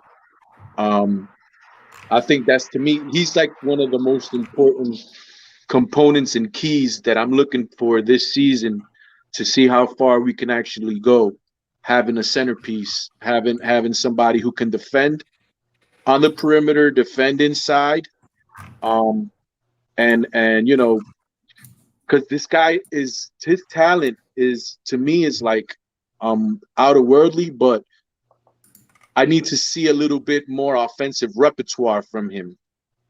If he's able to do a little something, a little mid-range, a little bit, a couple of feet in from the foul line, and just keep on doing the same thing that he does all the time, which is rim run, defend like a demon, like a hawk, block those 3-point shots. I think it changes a lot. It's a different team with him than it was that we had in the playoffs without him, as we all saw. I just want to see like a hook shot or something, like 2 feet from the rim, some type of drop step. I'm not gonna lie. Go ahead. I think he's actually gonna shoot this season. I just think this is the season where he actually shoots if he's wide open. I know he's said it so many times.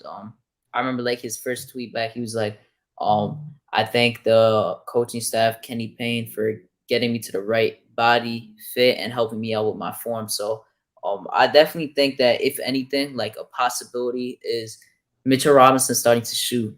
And the main thing that we all want him to do is get a few go-to moves at the rim, which I'm definitely hoping to see. I think that we're not just going to see just lobs primarily. I think there's going to be one other thing that's going to be added to his bag this season. And I'm definitely excited to see him because no matter what anyone says, Mitchell Robinson could have changed at least one game's outcome in the playoffs. Just the way like he could have read those picks, because he's actually not bad at the pick and roll with another big man running against the ball. Like he could have made it a lot more difficult for Capela to get the ball in certain spots where Taj couldn't read it. where Noel couldn't read it. So I mean, I like, definitely think he'll be big. I mean, like, yeah, Mitch would have helped a lot just for the plain reason that Noel wasn't a roll through at all, because Noel wasn't beating Capela to the rim because you weren't gonna throw the ball up to Noel. Capela was right there, so Capela could. And So Noel don't got no hands. Capela could primarily just play the point guard or the ball handler. Noel don't got no hands too. Yep. I mean, Mitch don't got no hands either, but it's Who? better than Noel's. Excuse me? Mitch doesn't have great hands. He has way better hands than Oh, he has than better hands Noel, than though. Noel, but it's not great. I think it's the What? thing with Mitch. I don't I believe think the that. thing with Mitch is it's more of the high hand that he has a lot of control over. You know, those high dunks. But if you shovel pass something to Mitchell Robinson, I don't know if he's that coordinated to get those, you know, those dump off passes, those shovel passes. I've seen him miss those. Okay. Yeah. Over the I top, completely the agree. guy has phenomenal hands. Oh Like yeah. he's gonna Oh yeah. catch anything that you throw over the top. Well, okay. All right. Maybe the bounce passes, stuff like that. I think he has some sort of trouble with that. But I think it's just more repetition. Let me explain something. Who's in the hood? That ain't me. Who's in the hood? Wasn't the Yeah. So I played center. that's my yeah. I played center, right? And I had no hands in junior high school. Started to develop it later on, like in college, whatever. Way too late. The thing is, it's a mental thing. The thing is that those little passes, either one, you don't know when it's coming because the point guard rarely gives it to you. Two, you are reacting before you even catch the pass. So somebody would throw me like the rock. I'm like, there's like a split second. I'm already thinking about dunking it, right? And that makes you bobble the pass and lose it. And there's some guys who just have small hands, right? They just have small hands. And so I think with Randall, with repetition, when you start finding him, he'll start making those catches and dunking it. Because I think he has good hands. It's just a mental thing. You know, it's like you guys probably played baseball because I see you guys are Hispanic. I think that, like, you know, when you play baseball, it's eye-hand coordination. You know what I mean? You're not going to swing at a ball before it gets to you, you know? Yeah. I agree. I agree. You know, I think, you know, these guys are really tall too. So if you're passing it somewhere around their waist, it's different than catching it above their heads. Right. And that's just the way he's played his whole life. You know, just everybody's always told him, just throw it up to Mitch. Mitch will grab it. So that's just the way he's used to playing. But when we were talking about the repertoire and his offensive game, I think if we do see anything, I think it's going to be more of a face-up type game with Mitch than it would be a back-down type game. I think he kind of loses himself a little bit when he has his back turned to the basket. But, you know, it'll be beautiful to see a little face-up.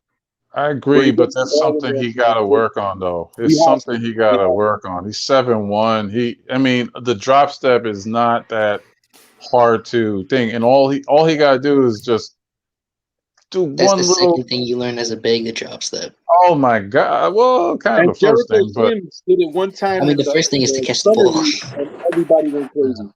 All right, y'all. I gotta go. I got business at 10. Right here. I'm gonna catch you. Peace out. Appreciate you coming on. Yeah, exclusive. Only here. Only here. You got exclusive by the most dangerous man in the Knick universe. You know what I'm saying? Eddie C, great to see you. You stay safe down there in Costa Rica. Ethan, thank you, sir. Can't wait till you turn 18. It's been a pleasure, Hadouken, as always. Thank you. Yeah. I mean, I'm probably gonna do another one on Wednesday, so let me know if you're gonna be here. All right, I'm going to do I'll do another tweet. See what happens. All right, man. Peace out. All right, so the thing I was gonna say is, Eddie, you brought up a good point with him not being to catch the ball like at the bottom, like when he gets it. And it's also when he takes the ball up from that lower that lower angle, it usually like hits off or he slips it. Like it slips out of his hands, which I want him to get better at.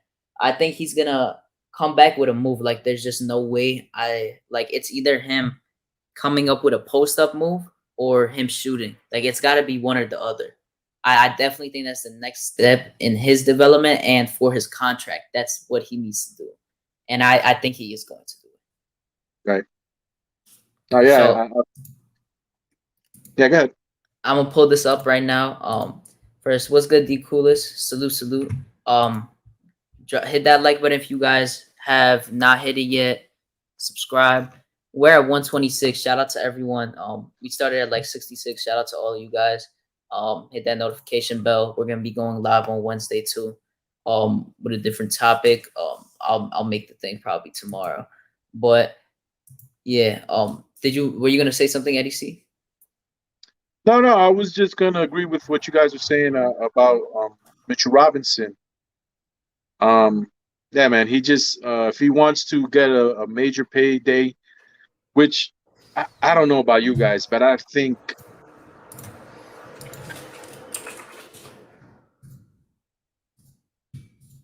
the Knicks it'd be smart for them to re-sign this kid. Like I don't think they should lose him. They didn't get anything for Ntilikina. Who knows if they're gonna get anything for Knox? They just I'm can't so glad you said that. The agency. I'm really glad you said that. I was hoping you weren't gonna say we should not sign him or like you're like would be like want to sign him for like 10, 11, but I definitely want to sign him. I'm a big fan of Mitchell Robinson, like since he's been drafted. Like I'm gonna be honest, like he probably would have been higher if he did go to college. He could have been in that first round easily, in my opinion, if he went to college. But for his worth as the 36th pick, he's already surpassed that. And I think like a lot of people bring this up all the time about how Melo said this before about Mitch not knowing his own potential. And I think Mitch, in my opinion, has a lot of potential at the center position, more than he knows it. And I think that he's starting to understand it more. And as he starts maturing and the time goes on, he's really going to realize his true potential. This is the year where I think we see a little glimpse of it. Like we all know he can block people's shots. Like compared to Noel is good at getting those standing blocks, but Mitchell Robinson is really good at tracing blocks and getting it against guards. His fouls have dropped, and his rebounding is always top 3 or top 4 in the league, the offensive rebounds. And that's just something you can't really just let go like that. So I'm really hoping we re-sign him. I'm giving him 12 to 15 mil. I think he'll accept that. Like a team could offer him more, but I really think that he likes New York. And he's like, he wants to stay here. And I want to see him in a Knicks jersey for the next few years. Right. And I don't know what you guys think. Who would you guys think would be not his top choices, but the teams that are looking at a Mitchell Robinson, to give him the bag? Are you guys thinking maybe a team like Sacramento? Maybe a team like a Charlotte, but they just got Kai Jones. Yeah. Rashawn Holmes just signed too, so I wouldn't think the Kings. Sacramento. Charlotte would be one I would think that would fit perfectly with them if they didn't have Kai Jones. But let me think of a few that I would think that would work with him, because I just think that he could definitely start on a decent amount of teams, but he could also be a good backup at the same time. Like let's see. The Pistons, he could probably be good at. Like we already know, the Pistons always throw bags at people for no reason. It would be smart for him if he's gonna look for a team. It would be smart for him to look for a team that has a point guard. Orlando, if they decide to go away from Mo Bamba and Wendell Carter, he could definitely be a good choice, because I would think him and Jalen Suggs would definitely work well in a certain aspect. Just because of. I think Jalen Suggs is a really good point guard in my opinion. I think he'll be good for a while, but that could definitely be a team. What about this? What about Memphis? Memphis could definitely be a team for too. Steven Adams. Memphis could be a team too. Who else? I think the Spurs can be a team for him, but Pop How doesn't about like him. this team? Go I know ahead. that they just signed. I know that they just signed Robert Williams, Yeah, but yeah. how about the Boston Celtics?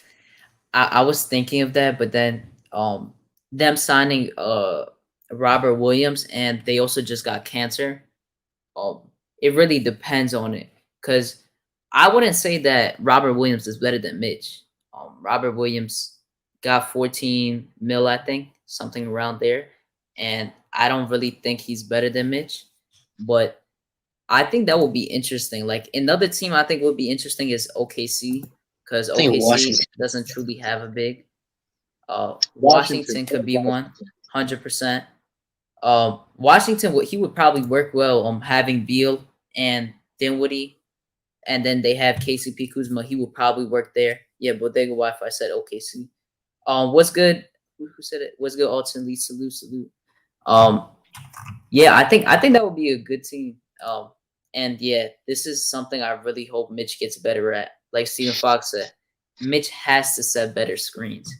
Um, with him getting his weight up, his picks should be stronger, and he in general is stronger. And like I hope his skill set got better. I'm not scared about it, but he definitely got to set better picks. That's one of his main downfalls as being a big man. Because Jericho Sims, I think, sets really good picks. Noel is not good. Is not a good pick setter, and Mitch isn't the best either. So that's an aspect that he definitely has to get better at. I think it's more of when it comes to stuff like that, it's physical. And somebody like Mitchell Robinson, if you see his body type, he has like a really high waist. You know Yeah, what I'm saying? So it's like you need somebody that has a little bit more of a lower sense of gravity, so they can really take that pick well and move on from it. Um, you know, Mitchell Robinson has really long legs and stuff like that, so maybe that has something to do with his picking ability, because he knows how to slip the picks. Fake pick, slip it, run to the rim very well, but not necessarily, body up on the pick so that the point guard could do his thing. Yeah, he needs to work on that. yeah. And another team I would say, he will be interesting on Portland and the Mavs. I would say, because I've heard before the Mavs might be interested in him. Mavericks is a They would be great interesting. team. Like, Because Porzingis doesn't want to play center. He wants to play power forward. So they've had Willie Cauley-Stein play their center position, and he kind of does the same thing as Mitch, but Mitch is better than him, and Powell too. Mitch is better than both of them, and they both started for them at one point. So he could definitely be a player for them. But I really think that we're gonna have him as a main priority to sign. It could be anywhere during the season. I'm pretty sure we can sign him. yeah, man. Obviously, we all know what happened to Porzingis. He still has time to turn it around. He's really young, but now it's not looking too good. Like, it's looking good for us that we traded him away. But there's something that I always wanted to see was Porzingis and Mitchell Robinson in the front court, man. And Like, I want to see him play with RJ. I want to see how it would work. Like he left right when RJ got drafted, and I kind of wanted to see how that would mesh because Porzingis was just coming into his own, and he just ended off like with a 23-point season. Like he was on a really good start, and then he dunks on Giannis and he tears his ACL. And it's the shooting. it's sad because he was like my favorite player. Like, I have 2 jerseys of him. I love Kristaps Porzingis. Like people like didn't like him in the start, but I actually really liked him. So it was very like sad for me. Like I was actually like very, very like I was getting annoyed. I was a huge fan.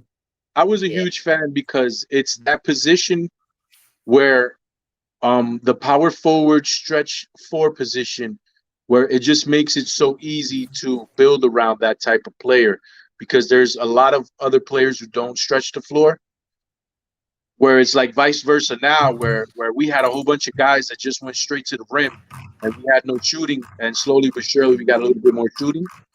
But having that stretch 4, it's just the way the league is. It was beautiful. Him and Mitch would have worked fine. RJ Barrett would have worked fine. You can put a lot of pieces that'll work just fine with them.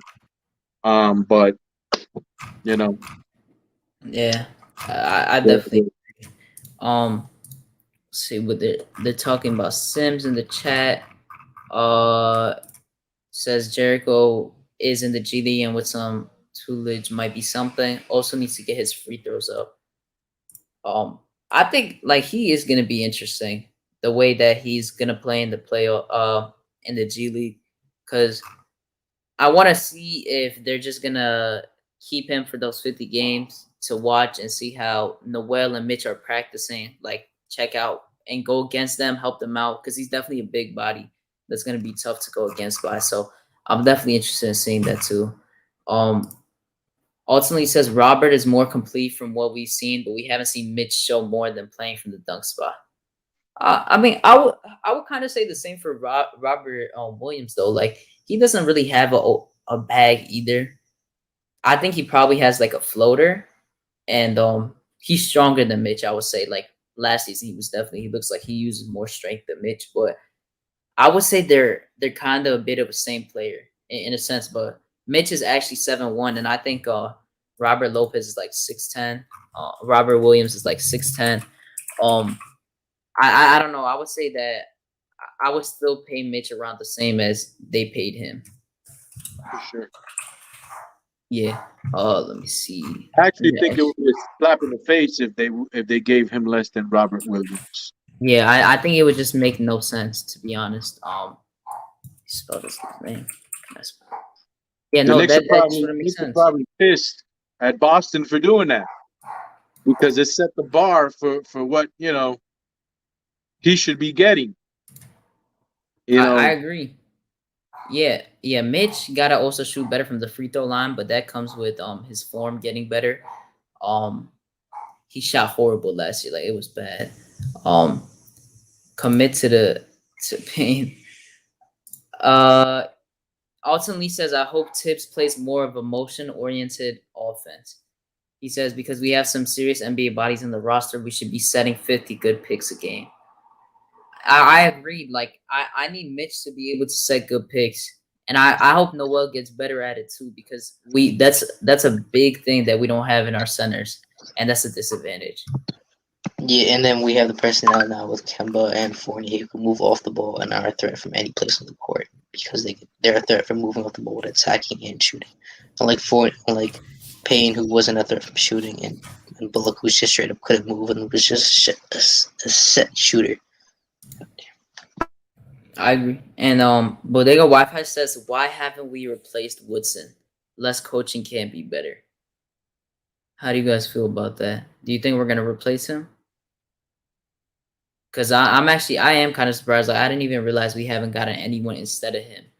And I don't think Johnny Bryan is going anywhere soon. Kenny Payne, I think, is gonna stay here too.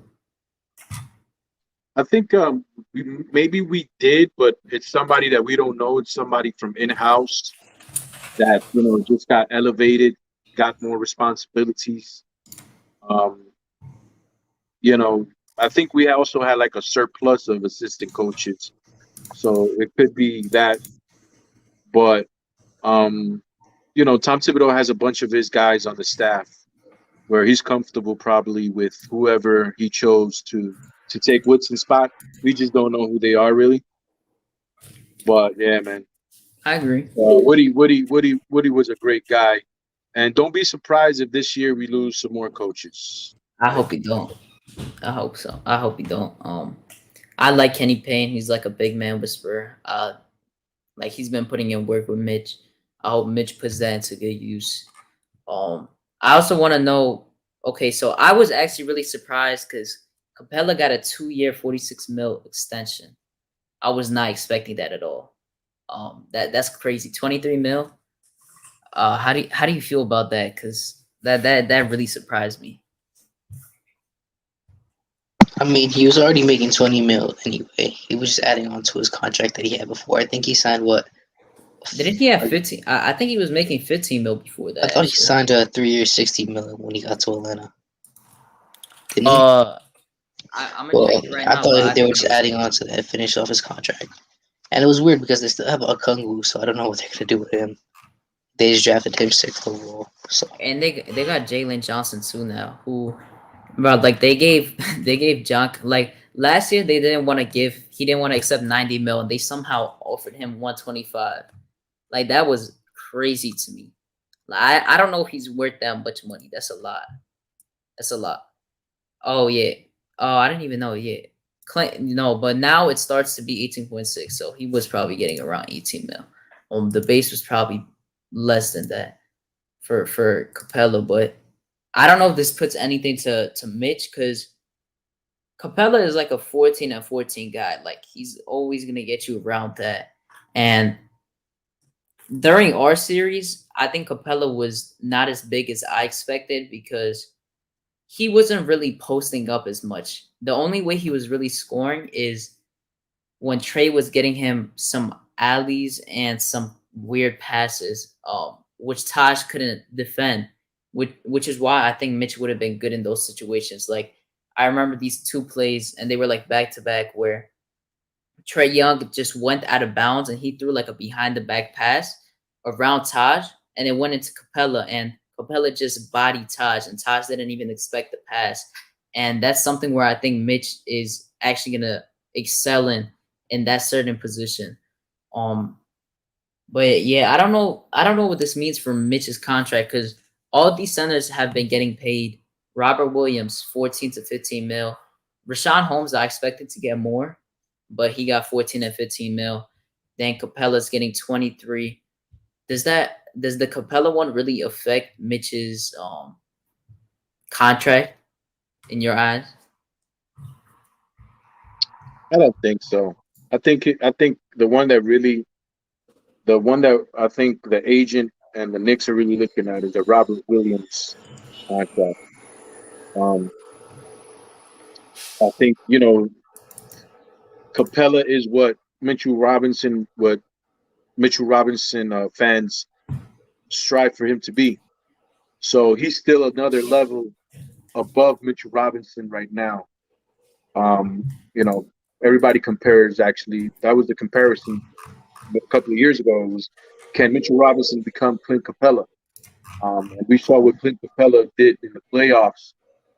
So, I think it was smart for Atlanta to do what they did, because that team has to be intact for at least for the next 2 to 3 years to see how far they can go. That's going to be a very dangerous team in the regular season, in the playoffs. Like, Atlanta's going nowhere. We're going to be facing those guys for the next 2 to 3 years. And I think some of the moves that we did is kind of like to counteract what Atlanta is, trying to mirror that team, actually, having a Fournier who's like Bogdanovich, having a Kemba who's like Trey Young, players like that. Jason Collins and Julius Randle are very similar. Mitchell Robinson and Capella are very similar. So we're trying to be what Atlanta is. Atlanta's a little bit above in their how do you say, on the track of where they want to be than the Knicks. We're probably a year and a half apart from them. But yeah, I think the Robert Williams is the contract that we're looking at, something around that area. And hopefully we get this deal done midway through the season. I think they do want to see a couple of games before they do sign the contract with him, at least the first 10, 15 games, to see how he's going to play and see how different he came back this year. Because if we lose Mitchell Robinson, then we're actually taking a step back, unless we have somebody who to replace him, and I have no idea who that would be. Yeah, and like just like you said, like Mitch is definitely an important factor for the season. Like, we can't risk him getting injured at all. Like, he is so big for that starting lineup that some people don't even understand it. Like, I know, like, so a lot of people say, "Oh, we still had the same exact defensive thing, blah blah blah, and rebound from when Mitch was here and when he left." But Mitch barely played in general, so it didn't really matter. Like, I understand we still were top on defense and we were still like decent on rebounds, but Mitch's impact is completely different from what Noel's is, and that's just a fact, in my opinion. Yeah, rest in peace to Michael K. Williams. I saw that earlier. my condolences. He was on I think it was on The Wire, the show. I don't watch it, but I know Julito was on it, and a lot of people watch that show, and that's a very good show. So rest in peace to him. Condolences to his family, his friends, 100%. Kind Yeah, of man, that what? sucks, man. That's a New York. Yeah, That's a New York boy, man. That's a New York man, bro. Born and bred New York, man. it's sad. Sucks, it's sad. Some people, it's sad for him to go out like that. That's what I'm It's gonna say. very It's sad sad. for him to go out like that. Oh, all right, so this is the next thing I kind of want to talk about for a bit. Who is a rising star on our roster right now, and who do you think is gonna have big impact compared to last season? Um, yeah, yeah, he did. C-Mac a few. It was said like a few hours ago. Yeah. So who do you guys and to the chat too? Who do you guys think is a rising star right now on our roster, and who do you think's role is gonna be impacted a lot from last season compared to this season? Ethan, you want to go first? I don't really know who's going to be a rising star except for RJ, because I don't really know who can get into that star stratosphere. Any of our young players, it's probably just going to be RJ. I could see Mitch taking a big step, but not a step that big where he would be considered a young star. Obi has potential, but he's still not going to get the minutes. So it's probably just going to be RJ, to be honest. Eddie, what do you think? I'm probably gonna swing towards Mitchell Robinson. His impact on defense, his impact on winning. If he can probably get into that conversation of defensive player of the year, then I can see him becoming somebody who's everybody is taking notice of, and everybody has the game plan on the offensive side. I'm gonna say Mitchell Robinson is gonna be my rising star for next year. Comes back healthy, comes back stronger. He's 22 years old now, I think. 22, 23 years old. Yeah, 23, 22. I think he should take a big leap this year in his defensive categories and be that Rudy Gobert type player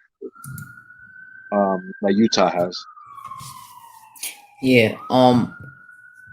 That I definitely think like Mitch is gonna have a good season. Like I think like he set his goal for him, DPOY. I think he's could definitely be in contention if he really puts his mind to it, because I think this season he's really gonna be locked in compared to other seasons. It's a big year for him, a contract year. He gotta play the best he can. And this is all with injuries aside. Like he can't get injured this year at all. Like it can't happen. And I think if he stays healthy, he's gonna be like a 11 and 10. Like I think he's gonna be a double guy for the first time in his career, and he's gonna show us a little bit of his offensive game, hopefully, and he's gonna continue to be a good defensive player. That's really what I'm hoping for. And then I think this is a year where RJ can leap. I think like I was saying earlier, I think he could be a 20 point, 6 to 7 rebounds, and then 45 assist type of guy if we give him the ball a little more, especially with this lineup. I think it's very helpful for him, and everyone in that lineup can just help each other, in my opinion. I think IQ is gonna probably stay about the same. I think he gets because I think his minutes might go down just because we have more guys. So it really depends on the nights that Kemba and Rose are off. But I think he's gonna be a star in his role as the guy off the bench that's gonna score alongside with Obi. I think Obi is gonna go up from 4 points to probably like 8 or 9, just off of him probably getting a few more minutes, but also him being more confident from that mid range and that 3-point shot. So I'm looking for more of people being stars in their roles, because I don't really think we have a certain groups of guys that could be all-stars yet unless they truly show it. I think RJ for me is the guy that could really take the next step though. Um, there's a fan put all the adders out.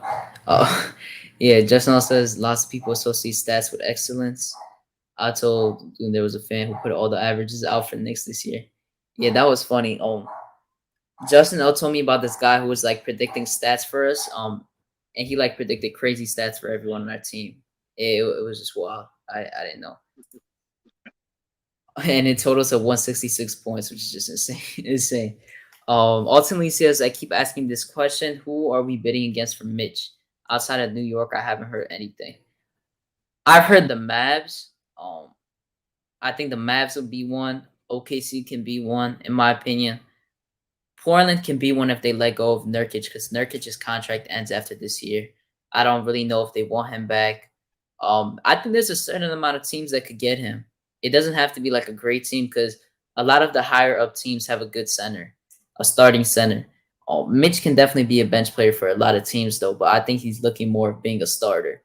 And I think that's why I think he's going to stay here, because I think he knows he can be a starter here without really having to fight with someone too much, because he won over Noel in the beginning of the season. Like, we saw Noel start like 2 games, and then Mitch started right after that for a good amount of the game. So I don't think he has to work too hard to get ahead of him in that aspect.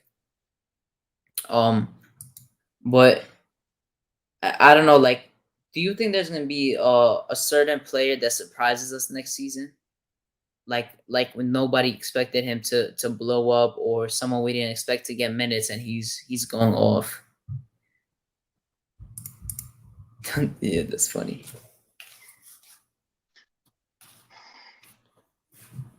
Go off. I don't know, for some reason I kind of think Alec Burks is gonna have a good year. I hope he doesn't get injured as much this season, because I'm not gonna lie, our team is very weirdly like, it's good talent wise, but the problem with us is Kemba is injury prone. Mitch last year was injured basically the whole season.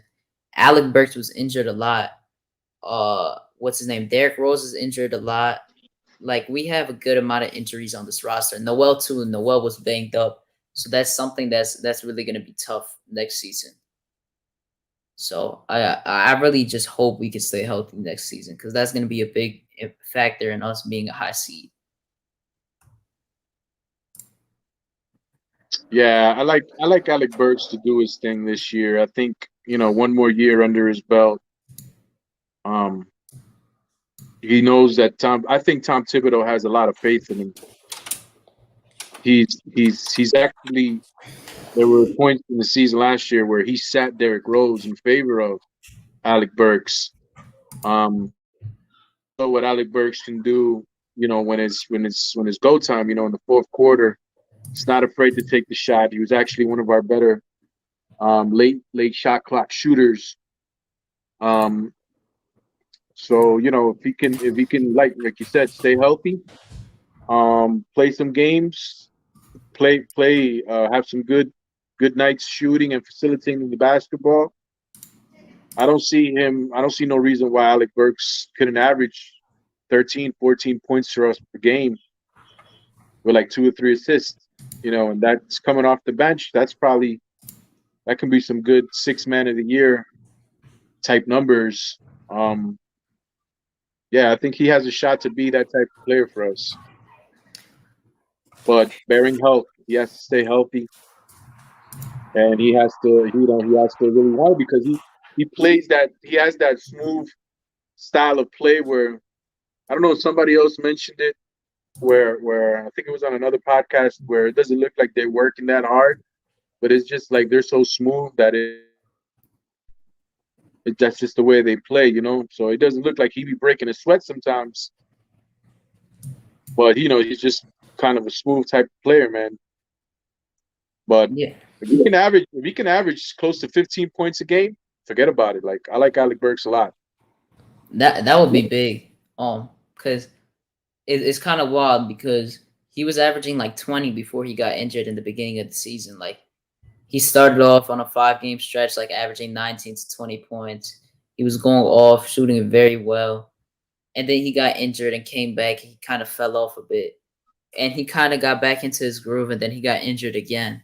So it's like I think he could. I think that's a reason why Tibbs kept him over Bullock. Plus, I don't think we were giving Bullock the amount. I don't know if we were giving Bullock 10 years for. I mean, 10 mil per year for 3 years. I think that's a reason that Bullock was kind of saying that it was no brainer for him to go to the Mavs. I don't think it was too much shade, but I think it was too much, mainly about the money, and I don't think we are going to give him as much as he expected. Burks definitely could have probably gotten more than 10 mil on another team, but he's kind of shown that he has been inconsistent in the playoffs. Like he didn't do too well in the playoffs in the Jazz. The Warriors traded him kind of mid-season. Philly traded him too, and these are all like that were contenders at the times.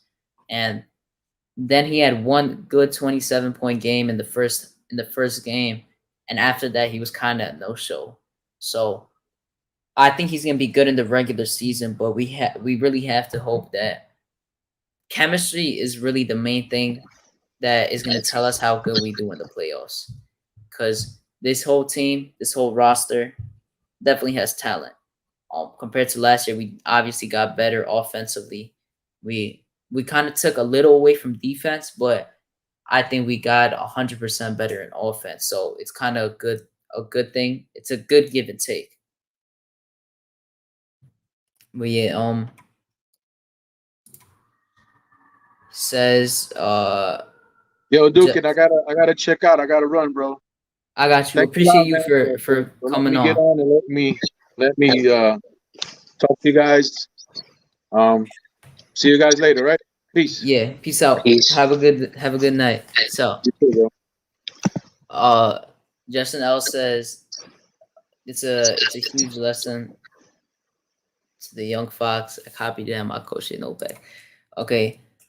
Frederick says that Randall has a lot of weapons around him this year. They can't blitz him this year. I mean, they really didn't blitz him in the playoffs. They just did a shade over. So like Randall just couldn't process the defense. He didn't like want to attack. So when they just shaded over, they would bring in 3 players like Hunter, Collins, one other, I forgot who it was. They shade over, and Randall didn't know who to pass it to, and they usually shaded from the big, which is Capela. So Randall would have to make a tough pass, and Randall just couldn't recognize it quickly. Do you think he's gonna have as much trouble next season, dealing with stuff like that, especially in the playoffs? How do you feel about that? I mean, I don't really know. Randall's game. The biggest part of Randall next year is going to be his mental, like late clock situations. Because remember, at the end of every quarter, we give him the ball and like he would just throw up a bad shot and he would miss. Like the floater against the floater in the LA game, which like that wasn't his shot at all. But he just needs to get better in close game situations and being able to manage the clock, especially if he's gonna end up being our main facilitator. Yeah, I agree. I think that he definitely shouldn't have as much trouble next season because, like I was saying a little before, like when you substitute someone who you couldn't even play in the playoffs with Elfrid Payton and getting Kemba instead of him, and then you got someone who's not one-dimensional anymore, and Evan Fournier, it kind of makes it hard to believe that Randall will have that same exact problem next season in the playoffs. I definitely think yeah, it was kind of like it was kind of a soft type of zone, but it was just centered around Randall. You have Capela in the paint, and then you have 2 of the wings just concentrating on him constantly.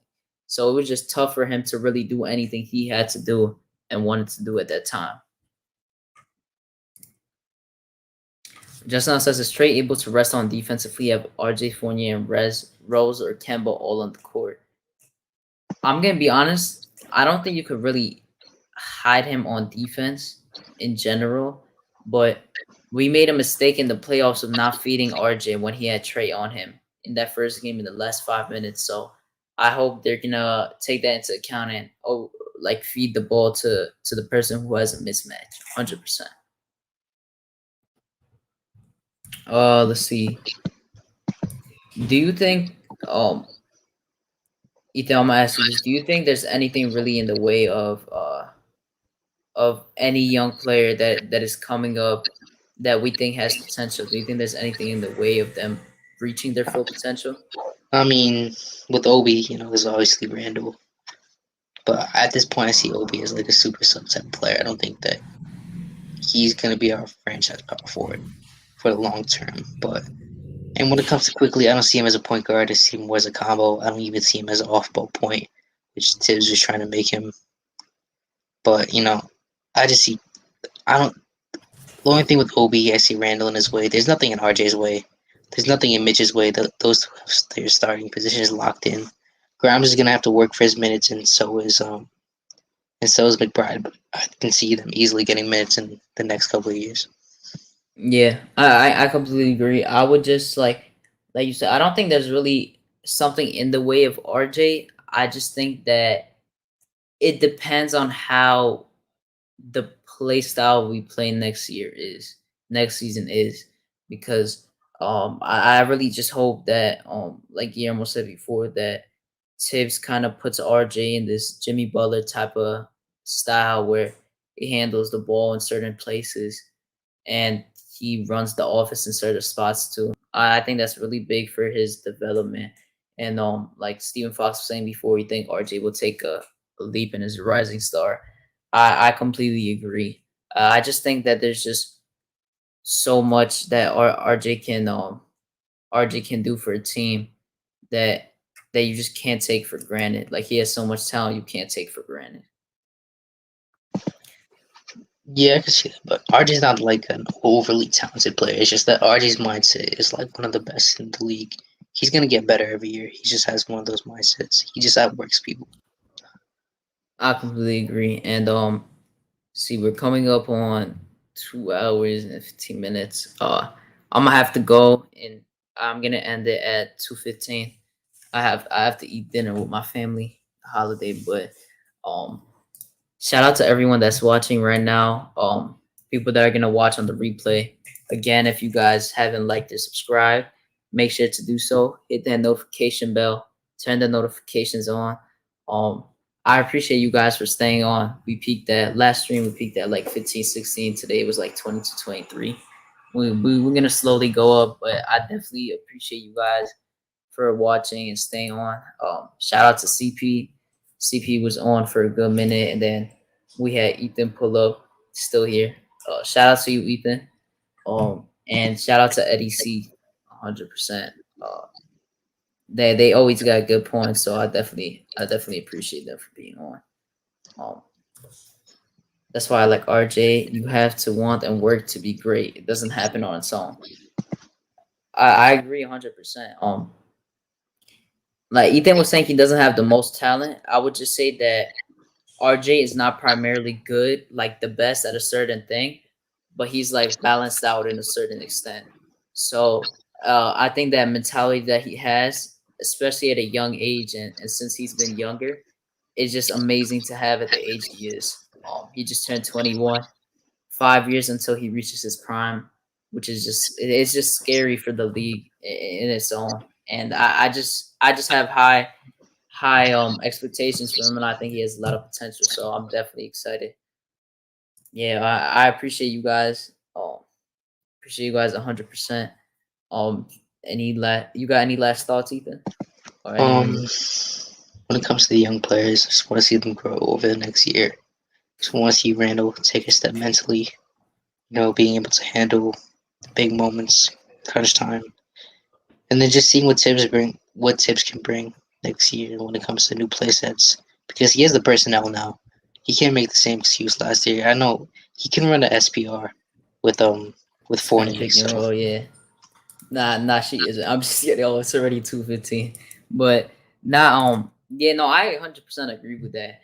And just like Justin was saying, I love you highlighting that. Bring more to it. This is what keeps RJ growing as a player. Salute to you, Wilson Day. I'm just gonna say this. I'm probably gonna go live on Wednesday and on Friday. It really depends. I'm gonna do it like 2 more times in the weekdays probably, but there's gonna be one show since a good amount left yet. But I'm gonna let you guys know that Ethan is probably gonna participate, but I didn't tell too many people yet, but I'm gonna ask like 5 people to make their own 1 through 10 top 10 shooting guards for next year, and we're gonna compare it on stream later on the week. I'm gonna have it down on an Excel or on a spreadsheet. We're gonna compare, go one by one, and we're just gonna have the chat interact. We're gonna have our reasonings for it, and we just want to see where everyone's minds are at. Let's see if RJ's in anyone's top 10 or as a notable mention. So we're definitely gonna do something like that. Ethan, I'll probably let you know after, but that's definitely something I want to do later this week, and I think it's gonna be a good activity to work on. I appreciate you, Cuts and Knicks. Naruto Goku said we have so many young players that can make a leap to start on Knicks. Yeah, I think we're good right now. I'm gonna be honest. I think our young core is not bad at all. Like I think we have a pretty decent young core. Yeah, I don't think we have like a certain like RJ is the one I see that could really be an all-star compared to everyone. I don't think Obi and IQ are really there yet.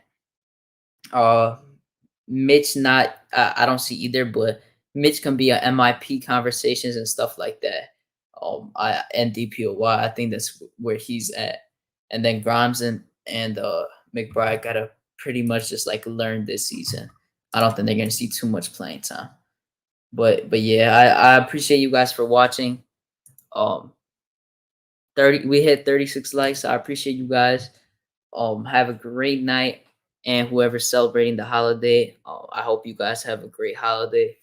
God bless to everyone. Stay safe. I'm gonna catch you guys on Wednesday. Salute and peace out.